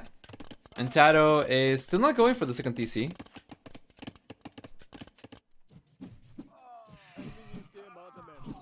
Yeah, a lot of people into the stream right now who might not have been into the stream since earlier. Might not be familiar, but I had a little pirate, I like to call him. But he's not here anymore.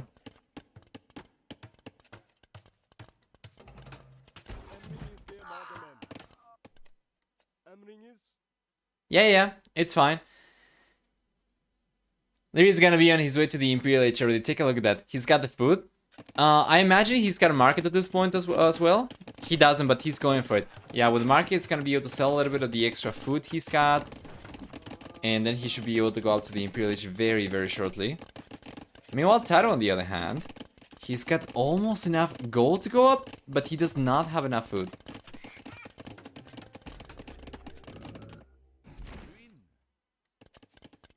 So yeah, that's going to be the issue for TaToH, of course, and that makes sense. You know, we have a lot more farms for Liereyy. Wheelbarrow, handcart. TaToH does not have wheelbarrow right now himself.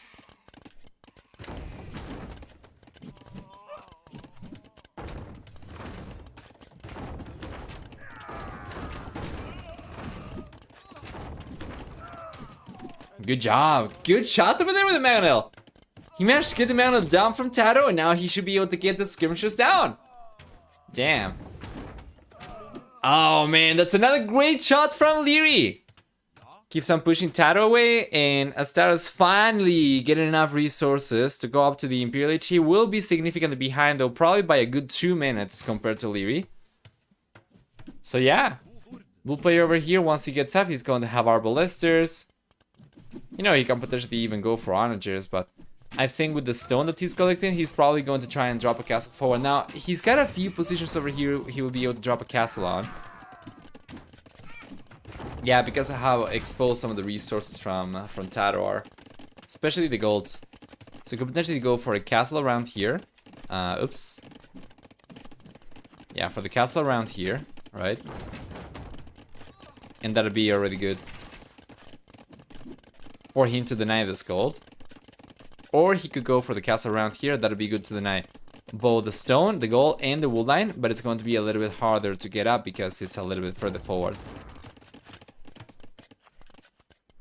Seems like TaToH is playing this so badly. Much worse strategy and execution. Yeah, I'm not the biggest fan of what TaToH went for in the castle age. You know, the panic tower over here didn't really do much for him. Did not protect the wood line. He got pushed away from here anyway. And yeah, he couldn't go for extra TCs right away. Like, he's going for the second TC when he goes up to the Imperial Age. That is way too late.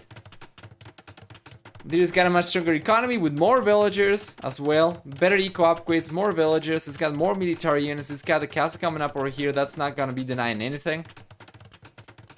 But it's still going to give him a very nice stepping stone, on top of which he can go for extra pressure. You know, he can go for extra buildings and whatnot around it. Yeah, and TaToH's going for the 30C over the left-hand side right now. But we have Arbalesters for Liereyy. Good job.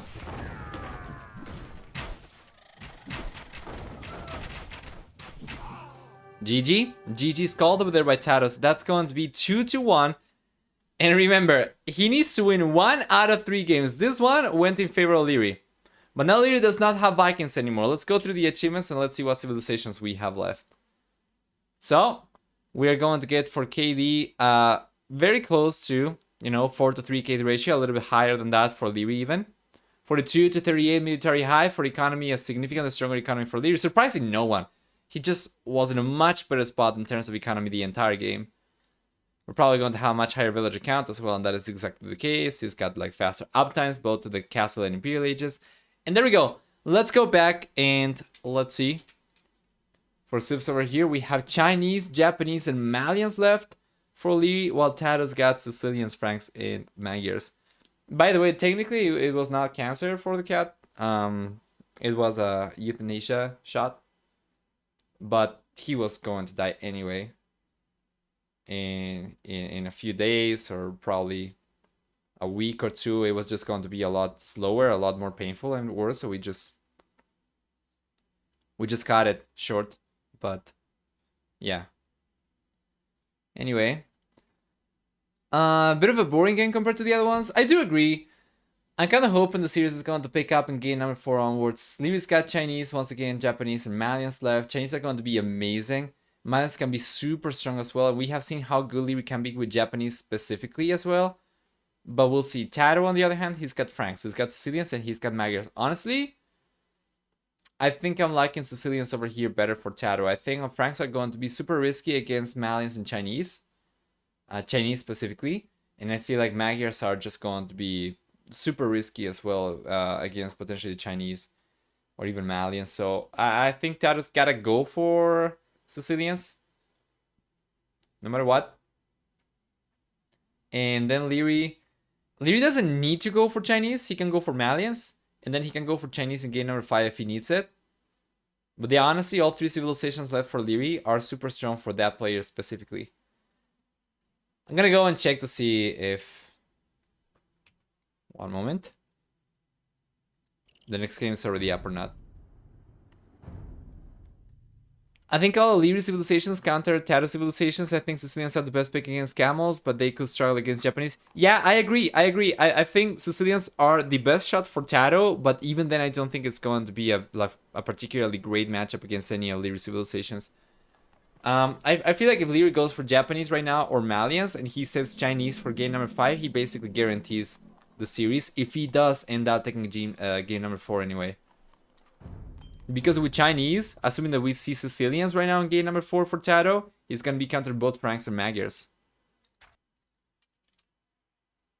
Yeah, game 4 is here, but we have some spec delay, of course.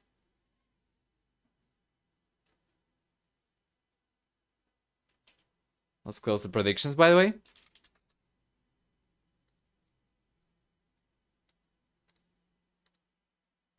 And let's jump into game number 4. There we go. That's the way it was, right? TaToH red. Okay. So, what do we get for this one? On the right-hand side, Liereyy playing with Chinese and TaToH playing with Franks. Okay, that's really interesting. Then we are going to have still Sicilians available for TaToH later. But Lierey's got Malian still. He's got Japanese. Oh, man. This is so interesting. Taking a look at Lierey's civilization first, he begins with 3 extra villages, but 200 less food and 50 less wood.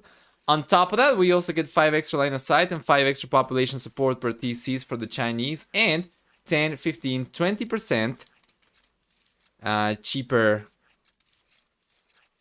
upgrades in the feudal castle and imperial age.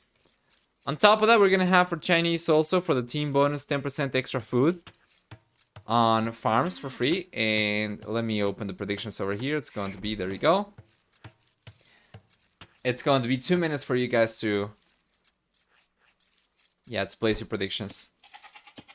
On the left hand side though, we're going to have for TaToH Franks over here, which means 20% extra HP on stable units starting in the feudal age, as well as 25% cheaper castles, 15% faster working foragers, and then on top of that we also get free farm upgrades with the team bonus being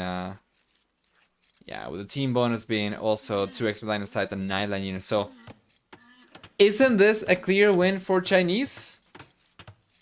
Well, it should be. It's actually a pretty good matchup for Chinese. They're going to have camels, which are amazing. They're going to have fully upgraded arbalesters as well. You know, fully upgraded cavalier. They have basically everything. The halberdier, champion, everything. And you know what Franks can, like the best army composition Franks can go for arguably would be like knights and throwing axemen, but like even that wouldn't be strong enough, I think, against Chinese. We also have two canoes, and obviously getting to the throwing axemen is going to be significantly trickier because you need to get the castles. As cheap as they are for francs, it's still going to be extra resources you're not diverting into other areas of your economy, such as booming or military production. Meanwhile, Chinese also, with the extra villages they begin with, you can see that there is only 24 seconds of idle TC time for Liereyy over there. He should be able to hold on to a 2-villager lead as we get closer to the fuel age and TaToH goes for Loom eventually. We should have a 2-villager lead for Liereyy until they get to the castle age and start adding extra TCs, which is a lot, guys. Remember, 2 villagers are 40 resources per minute. So when are you getting to the castle age? 20 minutes into the game? Well, you do the math. That's a lot of economy. Let's take a look at the map generation, starting with Liereyy. This time around we have only 2 wood lines per player, and for the blue player we're gonna have the main goal on the back. We have the main stone on the left hand side, and then we have the secondary goal on the right hand side. The other secondary goal super forward, and then the secondary stone over here on the right hand side too. We could see potentially some walls from here to here so that he can protect this goal as well, and then from here towards the TC, from here to here and here to here as well. And this would actually be cheaper than him going for walls from here to here, and he would be able to secure the goal. If he secures this goal and collects from this one specifically, then he can protect these walls, no problem. Or if he goes and takes wood from this one eventually when he goes for the second lumber camp as well, he should be able to protect this wall. So yeah, it's not the worst map generation for Liereyy. Certainly could have been a lot worse. If he feels, you know, super confident, he could potentially even go for walls towards the edge of the map. And if he sends villagers to this goal once again, he should be able to protect this very far away area of the wall as well. And he would be able to secure this wood lane as well. That's going to be kind of tricky. I think probably going for this is going to be a little bit easier at the very beginning. He can go for something like this later on. If we take a look at the map generation for TaToH, on the other hand, as the players are going to be gearing up to go up to the fuel age. Let's try to hurry. We have for the red player, the main goal on the back, which is pretty good. Secondary goal on the right hand side, the other secondary goal on the left hand side. Now, this is fantastic because this one is not quite as exposed as Lierey's other secondary goal. And then this one is kind of on the back. Now, the problem for TaToH is that he does not quite a straightforward wall out.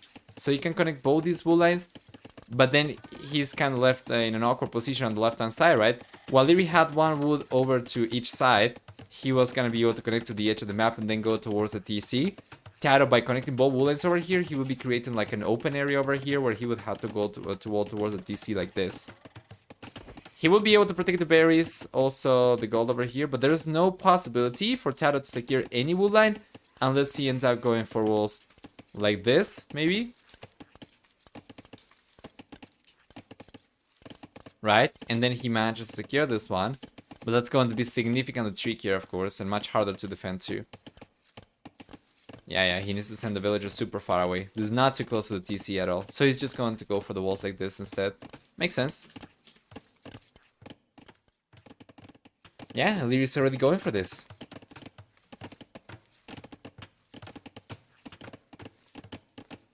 Interesting how Franks is always so hyped, yet they have some rough matchups. Yeah, I know, right? But they are still super strong. The thing with Franks is though their economy is super good because of the free farm upgrades, and then they also have like faster foragers as well, which kind of mitigates some other eco bonuses from other civilizations. And then against like archery civilizations or other cavalry civilizations, they can be super strong. It's just against, you know, civilizations with access to camels that they can struggle against a little bit.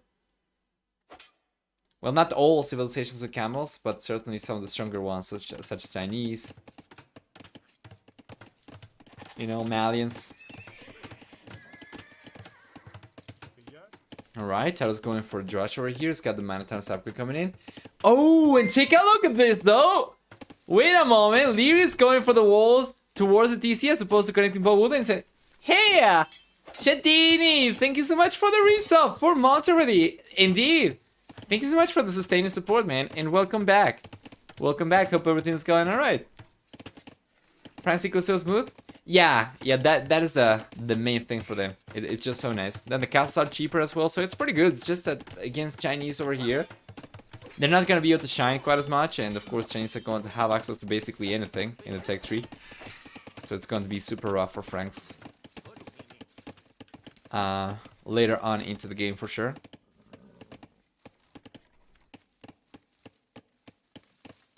How is it going? Hope everything's going alright. Chantini, have you been enjoying KOTD? I hope you guys have been enjoying. I've been having a blast myself, of course. Yeah, and TaToH's going for the walls that we were expecting him to go for. Not counting hunts, these two civilizations are basically the smoothest start versus the hardest start. Yeah, probably the smoother start would be, in my opinion, maybe... Well, honestly, it's actually not bad. Yeah. Because of the faster working forages. But I would say Lithuanians are quite up there as well. Because of the extra food. But yeah, it's pretty good. And... yeah, you know, this is actually very decent idle TC time for Liereyy with Chinese. It's not bad. I think I have seen this lower. But... probably not much lower than you know, 23, 22 seconds. I think the lowest that I have ever seen from Chinese was like 19 seconds, but you gotta have like a super clean start. You gotta have the sheep underneath the TC basically.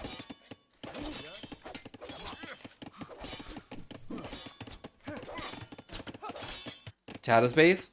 We have a scout over here. Yeah. He was able to get some damage down on the villager, but he loses all the scouts. Meanwhile over here, this is looking a little bit deadlier from TaToH.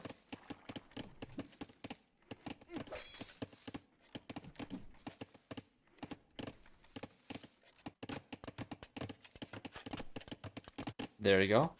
I've done 15 once versus the AI in a 1v1. It feels like 2 minutes. Of course. Time you go to play against actual humans, just all goes out the board, right? Yeah, that consistency, you just get it with more practice. They had way less army, but actually did more damage. He at least killed the villager. Yeah, that's pretty good. Let's actually go back a little bit. Let me check this real quick, because when I check this, he already had lost one scout, right? So, yeah, he gets a villager that TaToH was going for, yeah, the walls with. No. He killed this one. Which villager did he kill? Ah, the villager on the left-hand side. Yeah, he still had one extra villager over there. Yeah, and he gets cleaned up in the end. For 3 scouts, I'm not really sure how much worth it that was. If it was only 1 scout, then maybe, but... yeah, I guess it's still pretty good because he's gonna be increasing the villager lead. He already had 2 extra villagers. Now with that villager down, he's gonna be increasing that lead by quite a bit. TaToH's behind by 4 vills right now, though. Which seems a little bit excessive.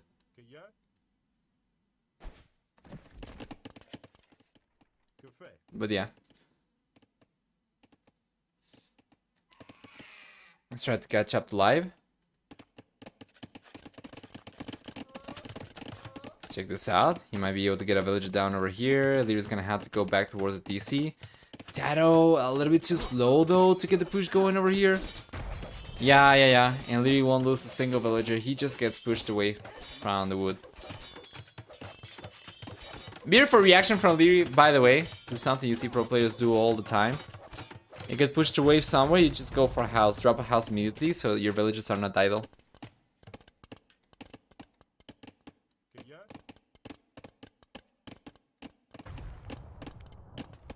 And there we go. We're gonna see a transition to the castle. Lierey's got the buildings and he's gonna be on his way very soon. Well, TaToH, with Franks and such a smooth economy and everything, is going to be significantly later to the castle age. So pretty good position over here for Liereyy. Once he gets up, he's gonna be able to go for extra TCs if he keeps the stone anyway. And yeah, you know, I would definitely love for him to go probably for a TC. Okay, let's hold on. Okay, definitely would love for him to go for a TC around here, maybe. Actually, a TC around here, I think I would prefer a little bit better, and then he can go for the walls from woodline to woodline, so he can secure all of this area as well. Plus the extra gold over there, the extra wood, that'd be really nice. TaToH, on the other hand, well, he's not going to have quite an easy wall out towards the edge of the map. So it seems like he's just going to be confined to this very small base he has created for himself. Situation has stabilized. I'm going to fast forward once again to try and catch up. But I don't think we have too much to catch up to. Probably just a few seconds. Yeah, and there we go. We are live once again. Blowline's coming in, scale bar than armor. Lierey's gonna be thinking of cavalry, of course.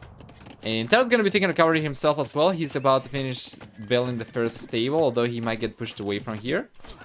Yeah, and he's going for a second stable over here, so it's going to be full knights. And Liereyy should be able to counter that fairly easily. He can go for knights himself at the very beginning because, you know, it's going to be in the castle age faster, so he can have a head start in production anyway. But then he can also add a few camels into the mix, and that already makes it so rough for TaToH.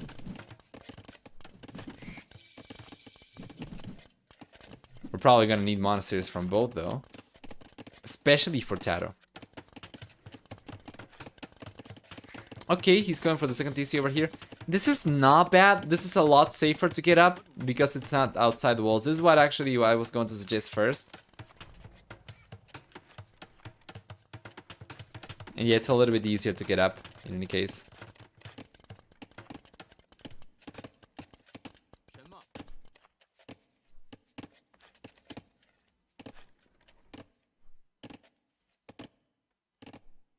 Alright, Crossman, Balkinaro coming in for TaToH.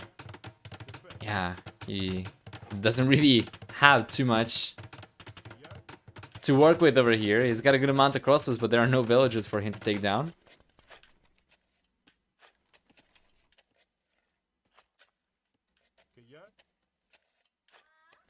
TaToH Soul Stone, so again no TCs. It's been really rough for him, but I think it's probably good for him to stick to one TC. I think if he wanted to go for economy, he would probably be playing catch up because of Liereyy going up faster. You know, Lierey's economy has been stronger throughout the game already as well.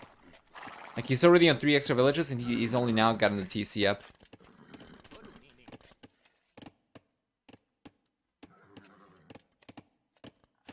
The problem is though, what does he go for? I would still like for TaToH to try and collect some stone to potentially go for 4 castles. I think if he just plays cavalry over here, it's not going to work. If he keeps on going for archery, it's not going to go to work either. Franks do not get the best archery, and it's especially not going to be the best going later into the game. Like, it doesn't scale as well as Chinese archery at all. Well, this is what I was talking about. We have a head start in production for Liereyy, so now we have 9 knights for Liereyy compared to 5 knights from TaToH, the player who's playing Franks. Really good job, and Liereyy keeps on going for double stable production as well, so he's going out to 10 right now. It's gonna be out to 12 very soon. He's getting wheelbarrow. He's going for everything, man. Lierey's looking just so strong. Should be able to clean these units up, no problem. He's going for it.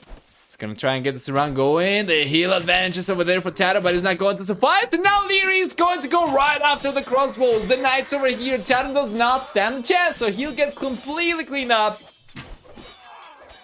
And if he doesn't lose all the knights, he will still end up losing the crossbows. There we go. And now all of a sudden Liereyy is ahead in economy and in military count, which is just remarkable.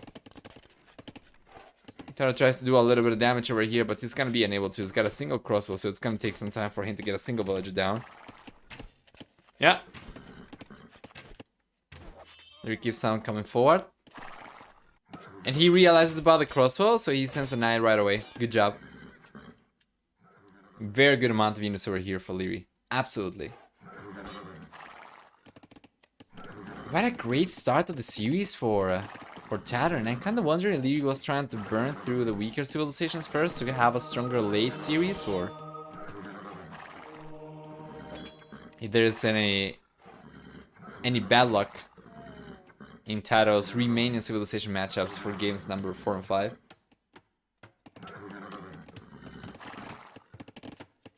Seems like massive throw to the series from TaToH. Yeah, that is the thing though, it's awkward because the civilizations he's got left after the first 2 games are actually not the best. He had fantastic matchups in games number 1 and 2. Or at the very least with Indians versus Hunt, he had a very good matchup.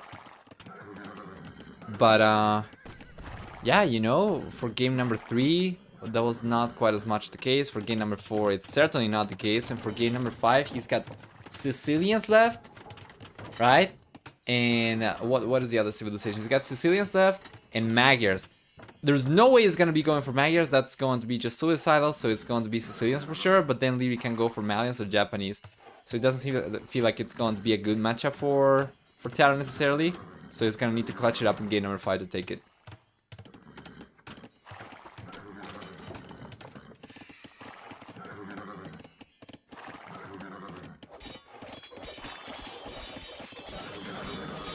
TC's coming up. Now for Liereyy, that's gonna be the third one. Yeah, he should be able to hold on over here just fine. Even with the conversions, he's got some camels into the mix, and he's got the defender's advantage, so he can keep on reinforcing his units.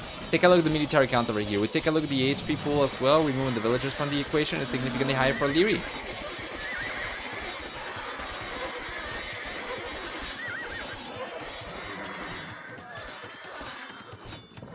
Good job. Yeah, that wasn't even close. 23 to 12 military units left for Liereyy and TaToH. Well, for economy, on the other hand, Liereyy is also going for handcar right now.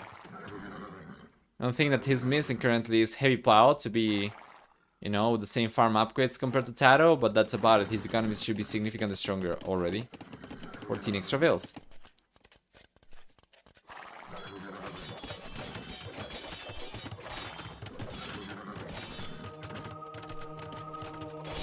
Conversion coming up.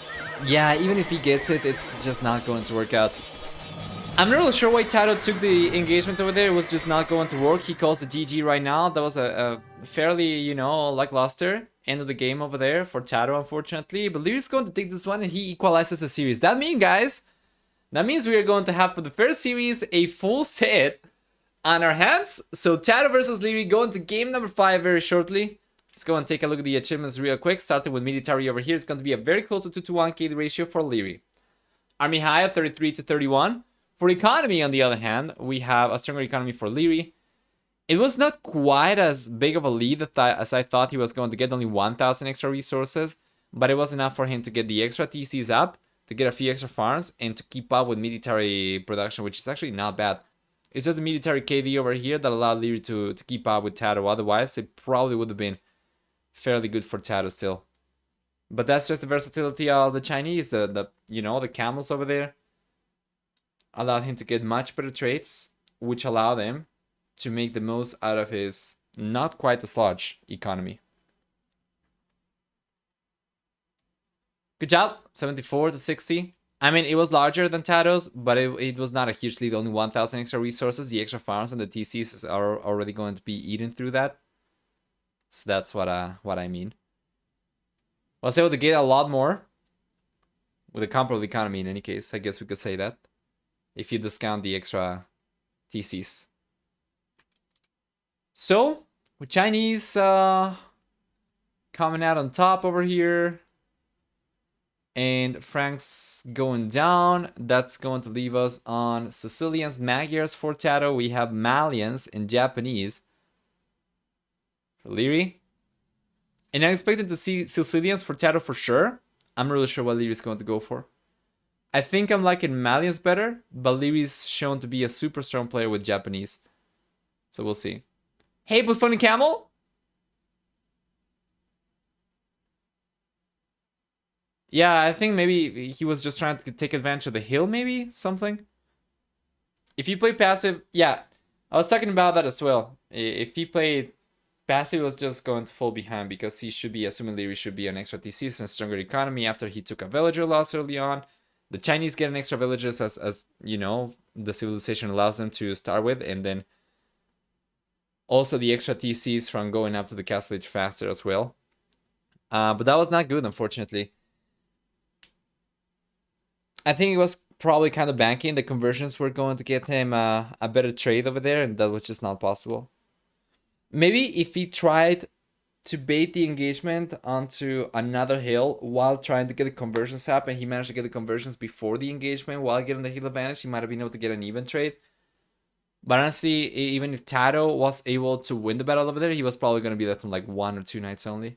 I don't think he was going to be able to do too much damage afterwards regardless, and Liereyy was already producing military as well, reinforcements all the time. Yeah, that was tricky for TaToH, so it's hard to be harsh on him. It's, you know, he was kind of caught between a, as you say, a rock and a hard place.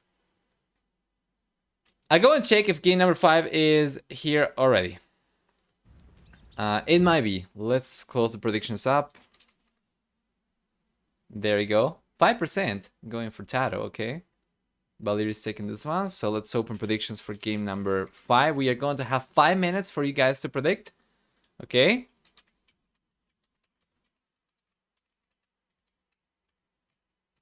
Who wins game 5?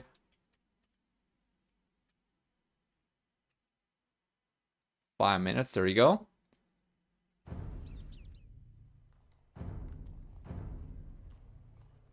Now let's check.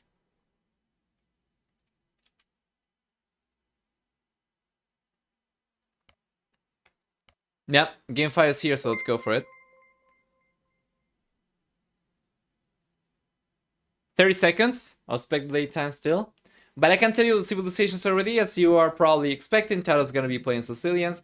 And Liereyy is actually going to go for Malians. So Sicilians versus Malians over here. We're going to start with... yeah, with TaToH civilization, I think. No, with Liereyy civilization after we get into the game. He's going to be playing blue once again. Well, he's playing, you know, green, but anyway.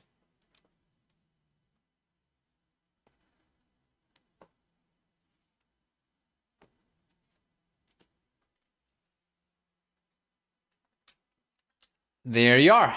Guys, welcome everyone then to... There we go. We had TaToH red, right? To game number 5, the final one of the series. Full series to start the stream with. Very, very nice stuff. For Liereyy then on the left-hand side, we're going to have Malians, which means he gets a 15% wood discount on buildings. He's going to have on top of that also one extra Pierce Armor and Barracks units per age, starting in the Feudal Age, up to +3 in the Imperial Age, and we also get for Malians 30% longer lasting resources, 30% longer lasting gold, sorry, and for the team bonus, we're going to have also 80% faster working universities. For TaToH, on the other hand, playing with Sicilians over here, he's going to get, first off, 100 extra wood, 100 extra stone upon starting the game. We also get access to dungeons as opposed to towers. And he gets 100% faster building TCs and castles after he gets to the castle age, as well as 50% less bonus damage from land units except for siege weapons, and 100% extra food on farms per each farm upgrade as opposed to your standard amount of food. Taking a look at the map generation, then starting with Liereyy over here. I'm just trying to keep in the minimap an eye on the scouts to make sure that we are not missing laymen or anything, but doesn't seem like it's the case so far. We have the main goal in the back for Liereyy. He's got an extremely wall base. Yeah, which is pretty good. However, he will be kind of exposed though for all the woods will be kind of exposed though. He cannot really secure a single wood line. But yeah, going for the walls over here would allow him to protect the skull already. He's got also the berries potentially inside the walls. He's got the secondary goals kind of exposed though to the left and to the north. And then we have the main star on the right hand side and the secondary star on the left hand side.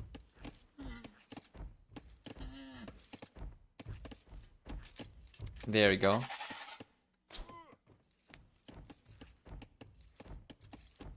Taking a look at TaToH's civilization over here, or rather the map generation, sorry. What do we get? For the red player, we have the main goal in the back. Secondary goal on the left-hand side. We have the other secondary goal down south. And we have also the main stone south, while the secondary stone is going to be on the left-hand side. Berries are in front of the TC, but they are kind of exposed, so it's going to be a little bit harder for TaToH to get the walls up over here. He could very easily go for something like this from here towards the TC and something like this and secure the gold, but he doesn't secure the berries. So I think I'm liking Lierey's map generation a little bit better. Ideally, I would prefer for him to go for walls like this. Yeah, but it's going to be a little bit more time consuming. I think TaToH's probably going to try to play as safe as possible. What civilization you prefer over here? Two Malians and Sicilians? I think I'm liking... Let's see. I think I'm liking Sicilians a little bit better. Just because of the bonus thing. So going for scouts, you know, in the Feudal Age is going to be a little bit more threatening, even against spearmen. Going for knights in the Castle Age is going to be a lot more threatening, even against camels, for instance. And then it's also going to be a very good food economy for them as soon as they start going for horse collar, heavy plow, etc. But yeah, Malians are going to be super, super good in the later stages of the game, I feel like. We'll see. It depends on how TaToH approaches this one as well. if he gets out to the castle age faster and manages to get like a second TC up, a third TC up, and slowly but surely works towards getting 5 TCs in the castle, even if he does not produce villages from the extra TCs. First Crusade is also going to be always, you know, a huge threat. So that can be pretty good as well. Are Malice known to be bad in later stages? I think they can be super good because of Harimba. Because of Harimba, they can get really good rates going, even with light cavalry. But I'm not really sure if Sicilians themselves are known to be particularly good in the late game. I don't think I have seen too many matches with Sicilians get into the late game to really assess the civilization in that situation. So in any case, I'm not really sure that'll be pretty good for TaToH anyway. But yeah, I feel like I'm preferring Malians later on, personally. We'll see.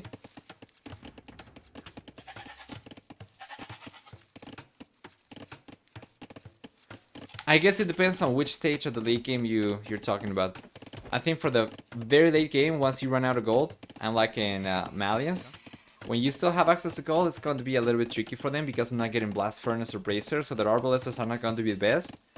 And even their Cavalier, their Camels are not going to be the best, you know, but that's only until you get Farimba, and then after you run out of gold, then your like cavalry should dominate. Potentially even infantry as well with the extra pierce armor can be pretty strong for raiding.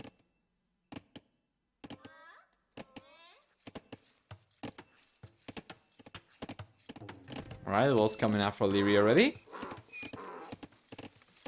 Yeah, he's been pushing deer as well, or the zebras. I think that's going to be everything. Yeah, he's pushed everything. Right now, though, he knows where TaToH is. Okay, there's a small pause by the looks of it. From TaToH, yeah. And TaToH, on the other hand, doesn't know where Liereyy is just yet, but he should be able to find them very shortly.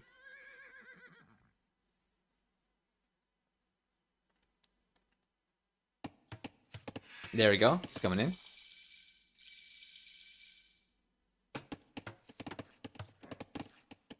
Dalbit Axe, Horse Scholar coming in for both players. This is pretty good. Remember, Sicilians gonna be getting a lot of extra food on the farms. Yeah, farm coming up already for Liereyy as well. Good job. He's trying to get the villagers. Got the hill advantage over here. It's already in the village, and he's going to get it for sure. Man, TaToH might be able to get 2 villagers over here. Liereyy cannot get the quick wall up over there. And where's the scout from? Lierey's completely out of position. So if he can block the villager, he might be able to get her. Oh, that's gotta be 2 villagers. It's going for it. One more. Oh, he's going for it. And he got another villager. What a great play from TaToH to get a very good start in game number 5. He got it. That's a super strong start for TaToH. And he's not gotten any extra idle TC time while going for it either. What a great micro over there. Damn, that's going to be a highlight for sure.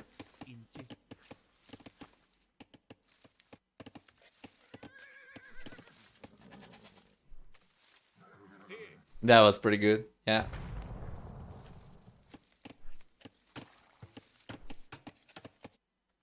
Now wall place. He's going for the walls, yeah. He's going for the walls. He should be safe over here for the time being anyway. Once again, the wall lanes are going to be still kind of exposed, but until we get like archers or anything from Liereyy, I think he's gonna be fine. And we are not going to see any archers. But players already in the village, and Lierey's just going for scouts. TaToH's going to play defensive over here with spearmen, and he's just gonna try to play for the castle age by the looks of it. That's a TaToH's knife, yeah. How good is that? That was amazing. Yeah, this is kind of risky though. I'm not really sure how he might have 3 spearmen over here, but I would be so anxious, you know, if I was in TaToH's position right now. Just because of being up against Liereyy. Like, I imagine Liereyy would definitely be able to get some villages down over here. Okay. Yeah, for the time being, TaToH's doing alright, but he needs to stay on top of the units at all times.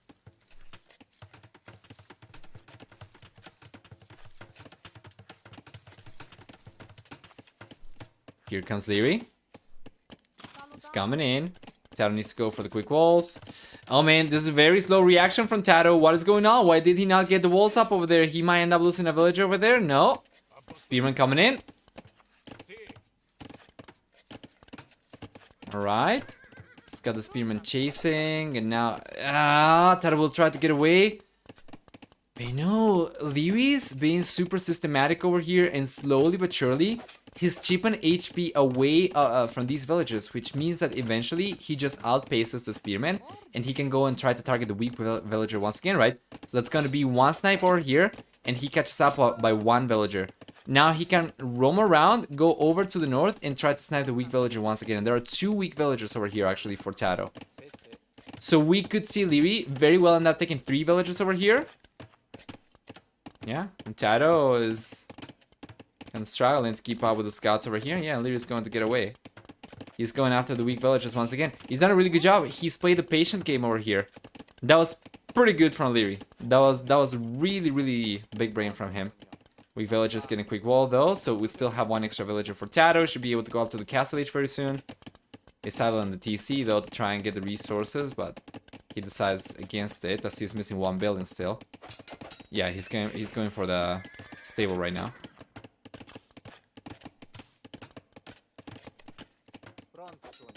TaToH's not garrisoning villages whatsoever. And he's going to lose another one over here. No. That was so close though. Yeah. And I mean, it's not bad. Still, TaToH managed to get 1 extra villager, right? He just needs to finish building the stable over here and go up to the castle age. But the fact that he was able to go up to castle faster than TaToH already goes to show how great Lierey's pressure over here actually worked. Because he was able to get the villager down over there.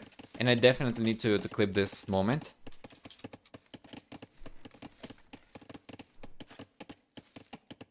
Yeah, because he was able to get the villager down over there and, you know, just disrupt TaToH's economy overall. TaToH is going up significantly later, while he should have been the first one to click up, actually. Really, really good job from Liereyy. He's coming in again. He's gonna try to, but he's gonna do it.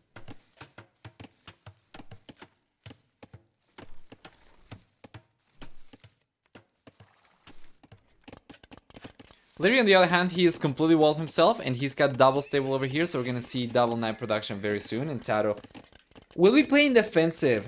Will be playing defensive at the very beginning. But he shouldn't really take too much damage. After he runs out of berries over here, I definitely would like for him to completely close the wall up over here. Actually, you can go for it right away anyway. You can just go for a gate over here, some palisades, and completely close himself up. He doesn't even need to wait for the berries to run out. Blowing's on the way for TaToH right now as well, so it's quite clear both players are going to be going for cavalry. Yeah, as they should. Once Liereyy gets access to Arbalesters, I expect him to steamroll TaToH. Well, we need to wait, right? Until the Imperial Age for that. We need to survive the Castle Age first.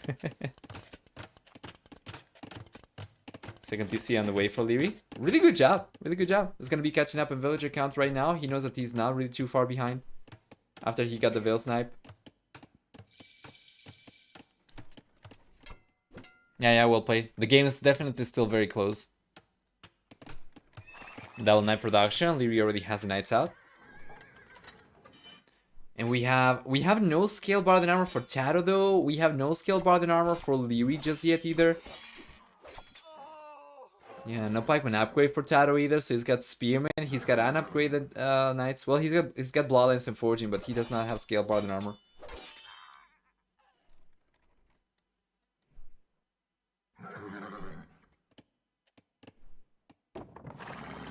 Yeah, he went back. He's not waiting for the berries. Oh, but it's open! Oh, no way, Lierey's coming in once again. It's open on both sides, actually. No way! Lierey's coming in! What's going on? TaToH on the left-hand side, though. Ah, but he was able to get a villager down over here. Actually, let's go back for a moment, because I think he actually lost a lot more than just one villager. Let's take a look at this. Check this out. The engagement over here, right? Liereyy cleans up the Spearman, and he's going to come forward, but then TaToH comes here with the scouts, and we have 3 villagers.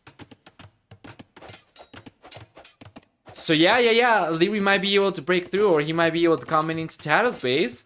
But Lierey's losing 1. 2 villages over here. 3 villages going down. The TC is getting completed. 99%. How good is that? Finally coming up, but now Lierey's coming in. So let's resume where we left off. Overall 5-2. Eco KD in favor of TaToH still. Very, very similar amount of idle time on the TCs. We have the second TC already out for TaToH as well. And he should be able to stabilize over here. So that was actually not bad. Yeah, he got 3 extra villagers from Liereyy and both players. Already got the second TC up. This is not too shabby. Take a look. TaToH's got a 5 villager lead already. And Liereyy doesn't even have wheelbarrow. The scout's amazing value for TaToH. Yeah. Liereyy was completely walled out, but he did not pay attention to the TC over there, and he ended up getting punished because of it. Wow.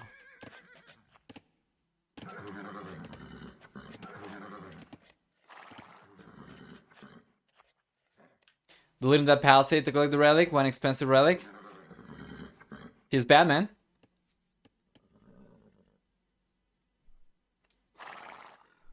Don't think he's collecting it either, for the time being. Interesting that Lierey's not making camels. Nah, camels are not really the best against Sicilians because of the bonus thing. It's going to be like marginally better. If you have the same upgrades for both, it's going to be like 0.5 extra damage for the camels. It's a little bit cheaper though, in any case, yeah. But a TaToH adds a few pikemen. I think it should be fine. Well, he's got monks. Monks are going to be even better, of course. He can get the conversion. The frustrating thing, though, would be that, you know, Sicilians are not going to be taking as much bonus damage from the camels. But if you convert camels, they're going to be working wonders against, you know, the Malian cavalry. So that's pretty interesting for sure. TaToH's going for the first relic over here, and then he's got, okay, let's see if this is, I think this is close finally. Yeah, this is close. He's got another relic over here on the left hand side he can collect. He's got another relic over here on the right hand side he can collect as well. So if he gets away with this one, that's already going to be super good for him. Yeah, good job. Meanwhile, Lierey's got only 2 relics over here, 1 on each side. And yeah.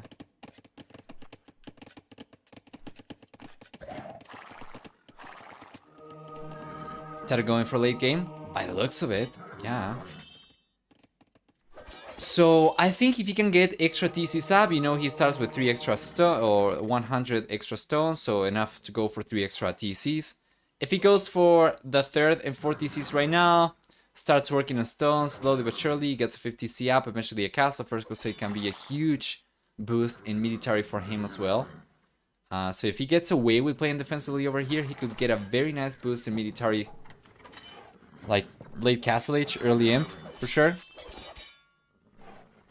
But yeah, for the time it's too early to tell still. He's managed to get a nice villager lead though over Liereyy. You can see he's getting a lot of idle TC time over here. It's going to be what? 2 extra minutes or close to 2 extra minutes of idle TC time for Liereyy. TaToH's already with 11 extra villagers. 11 extra villagers against a player with 46 villagers is huge. It's almost 25% larger economy already. He's going for the relic over the left hand side. He had some knights going forward. He realized about the knights from Liereyy and he bails. Yeah, with all the knights we have over here from TaToH plus the monks, he should be fine to play defensive. He's going to collect this one. I don't think he knows about this relic, otherwise he probably would have sent them. Yeah, he probably would have sent a monk already.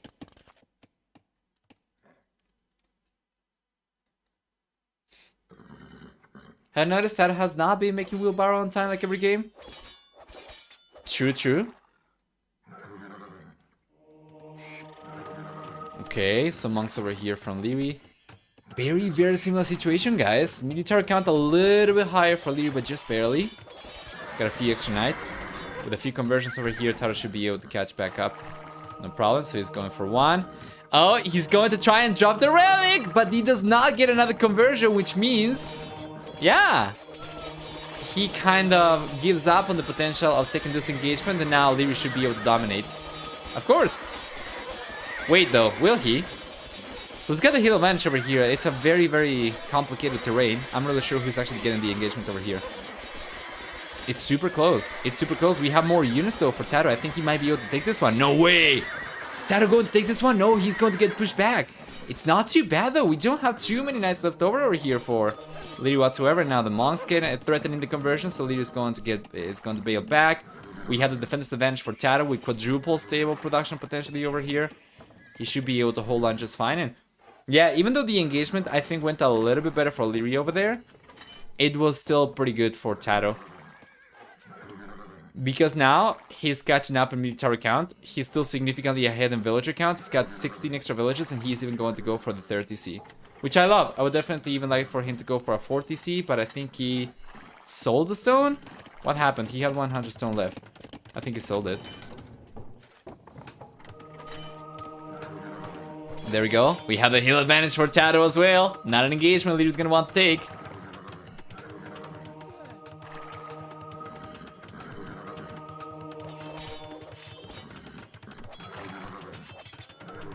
Chainmail armor coming in. Chain bar than armor rather. Sorry, scale bar than armor coming in for TaToH. So that's gonna be +1/+1. Finally, that's an upgrade that he was missing for sure. And yeah. I think we're completely live, are we not? No. We are a little bit behind, so we're gonna try to catch up. 20 extra villagers for TaToH already. Definitely should be going for wheelbarrow, yeah. Completely agreed. Good job. Wow, the monk going down over there. From Liereyy to the light cavalry over here. That was pretty well played from TaToH. They're just gonna try to get the raids going. TaToH should be able to defend just fine. He's got a good amount of knights over here. Should be able to hold on against the knights. He's got some monks over there to get conversions going as well. This is a little bit disruptive though. From Liereyy, he pushes the villages away from TaToH, from the goal over there. But yeah, I think TaToH's gonna be fine. Should be able to hold on over here just fine. Yeah, knights going down. Well played. He's been able to stabilize as well. He still has 19 extra villages rather. Yeah. And Lierey's gonna keep on trying to put the pressure up over here, but TaToH's done a really good job keeping up with military production. Monks have been fantastic over here as well. Yeah, Lierey's going for it once again. TaToH knows! TaToH knows! Let's see if he's going to react over here on time. He's not going for the walls! That's a much larger amount of knights that Lierey's coming in with now.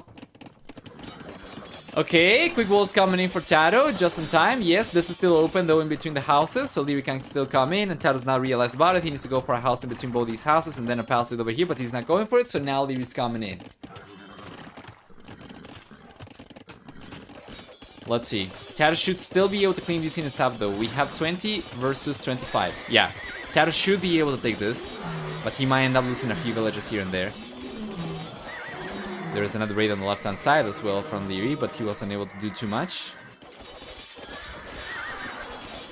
Yeah, and TaToH's still a hidden villager count, but not by anywhere near as much. Lierey's raids over here have been fantastic. It's going to be like the third time that TaToH, neglecting going for full walls, is going to end up getting punished. And he got completely cleaned up over here, which shouldn't have happened, but because of chain bar than armor, the knights from Liereyy were significantly stronger, so even though TaToH had more units, he ended up losing the fight. Which isn't to be expected at all, but yeah, TaToH's upgrades over here are not quite as good this game. Not going for wheelbarrow, not going for chain bar than armor. Heck, like it took him so long to even go for scale bar than armor, and Lierey's gonna be able to come back with a much smaller amount of army originally, and now snowballing into a very strong position against TaToH, and that was really sloppy from the red player. Man, this performance though from TaToH, definitely not on par with game number 1 and 2 at the very least. It seems like it. Liereyy has just been able to punish TaToH way beyond, like completely out of proportion over here for the units he had to work with. Yeah. At the very least, the left-hand side is walled now, but yeah, this is still pretty much open. And he's already taken a lot of losses. All the extra resources he spent into extra TCs, you know, into extra farms, extra villagers, are going to eat away the extra resources he's been able to collect so far. So you can see there is only 1,000 extra gold TaToH's been able to collect. You do the math. How much is 2 extra TCs and a bunch of extra farms and 20 extra villages? I'll tell you, it's a lot more than 1,000 extra resources. So yeah, TaToH's not been able to pay back for, or at the very least his extra villagers and his extra TCs and stuff did not pay back just yet. Now looking good, for sure.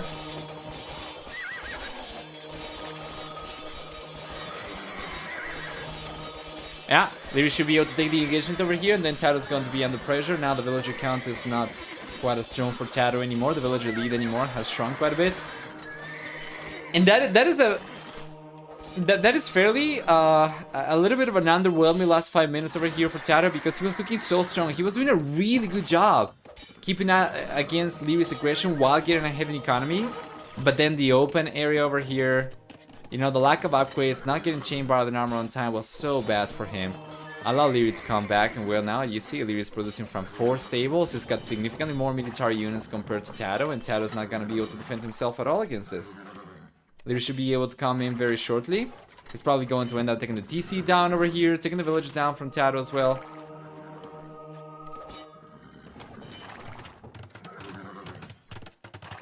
Meanwhile, Liereyy back home, completely unscratched. Take a look at the worker efficiency in the last minute.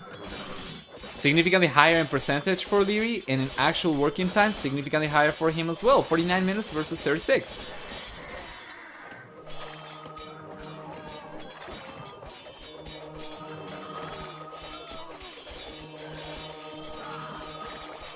There you go. All the villages are going down. This gotta be GG. TaToH's going to take the engagement over here, but this should be going in Pharaoh Liereyy, and I think that's probably going to be GG. Yeah, we have more units for Liereyy. Better upgrade still, no chain bar than armor for TaToH. That's kind of unfortunate. This was looking really, really good for the red player until he was able to break through, and until he got chain bar than armor, and TaToH did not have the upgrade, so yeah. TaToH's not going to call it just yet. He's not taking too much damage, but the trend is quite clear. This must be frustrating for TaToH. Yeah, I imagine. It's frustrating for everyone. Anybody rooting for TaToH? Yeah, this is open, by the way. Anybody rooting for TaToH over here is probably not going to be too pleased, and especially after the first 2 games, he was looking so strong, and I'm pretty sure a lot of people were probably hoping he was going to do a lot better, but hey, he's got a counter rate going over here. Now, the thing is, Lierey's already gotten ahead of villager count. Take a look at the military count right now, 19-6. The counter rate over here from TaToH is not going to be anywhere near enough. He's got only 2 knights left. Meanwhile, Lierey's got like 5 knights over here, 4 knights over here. He's got more coming in by the minute as well. He's going to keep on sending more units. He's already been able to take a TC down from TaToH. Good job. TaToH's getting cleaned up over here, for sure. They're TC on the way for TaToH, though.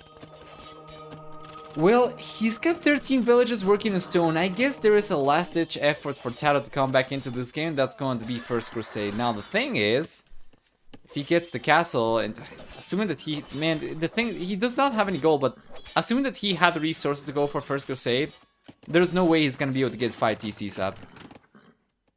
Well, I guess he's got this, the wood, right? So he only needs to actually place a foundation. But yeah, he just calls it GG over here.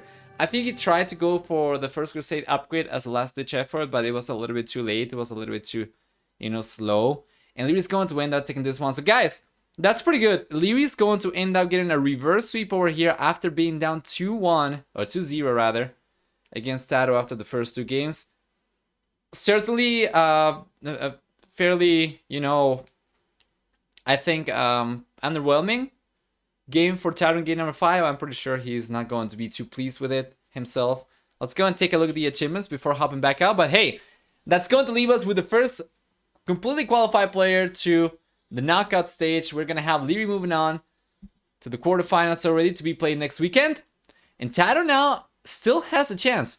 He's going to go down and play in the Decider series against whoever wins in the losers matchup, which is going to be taking place later as the 3rd and 4th series for today.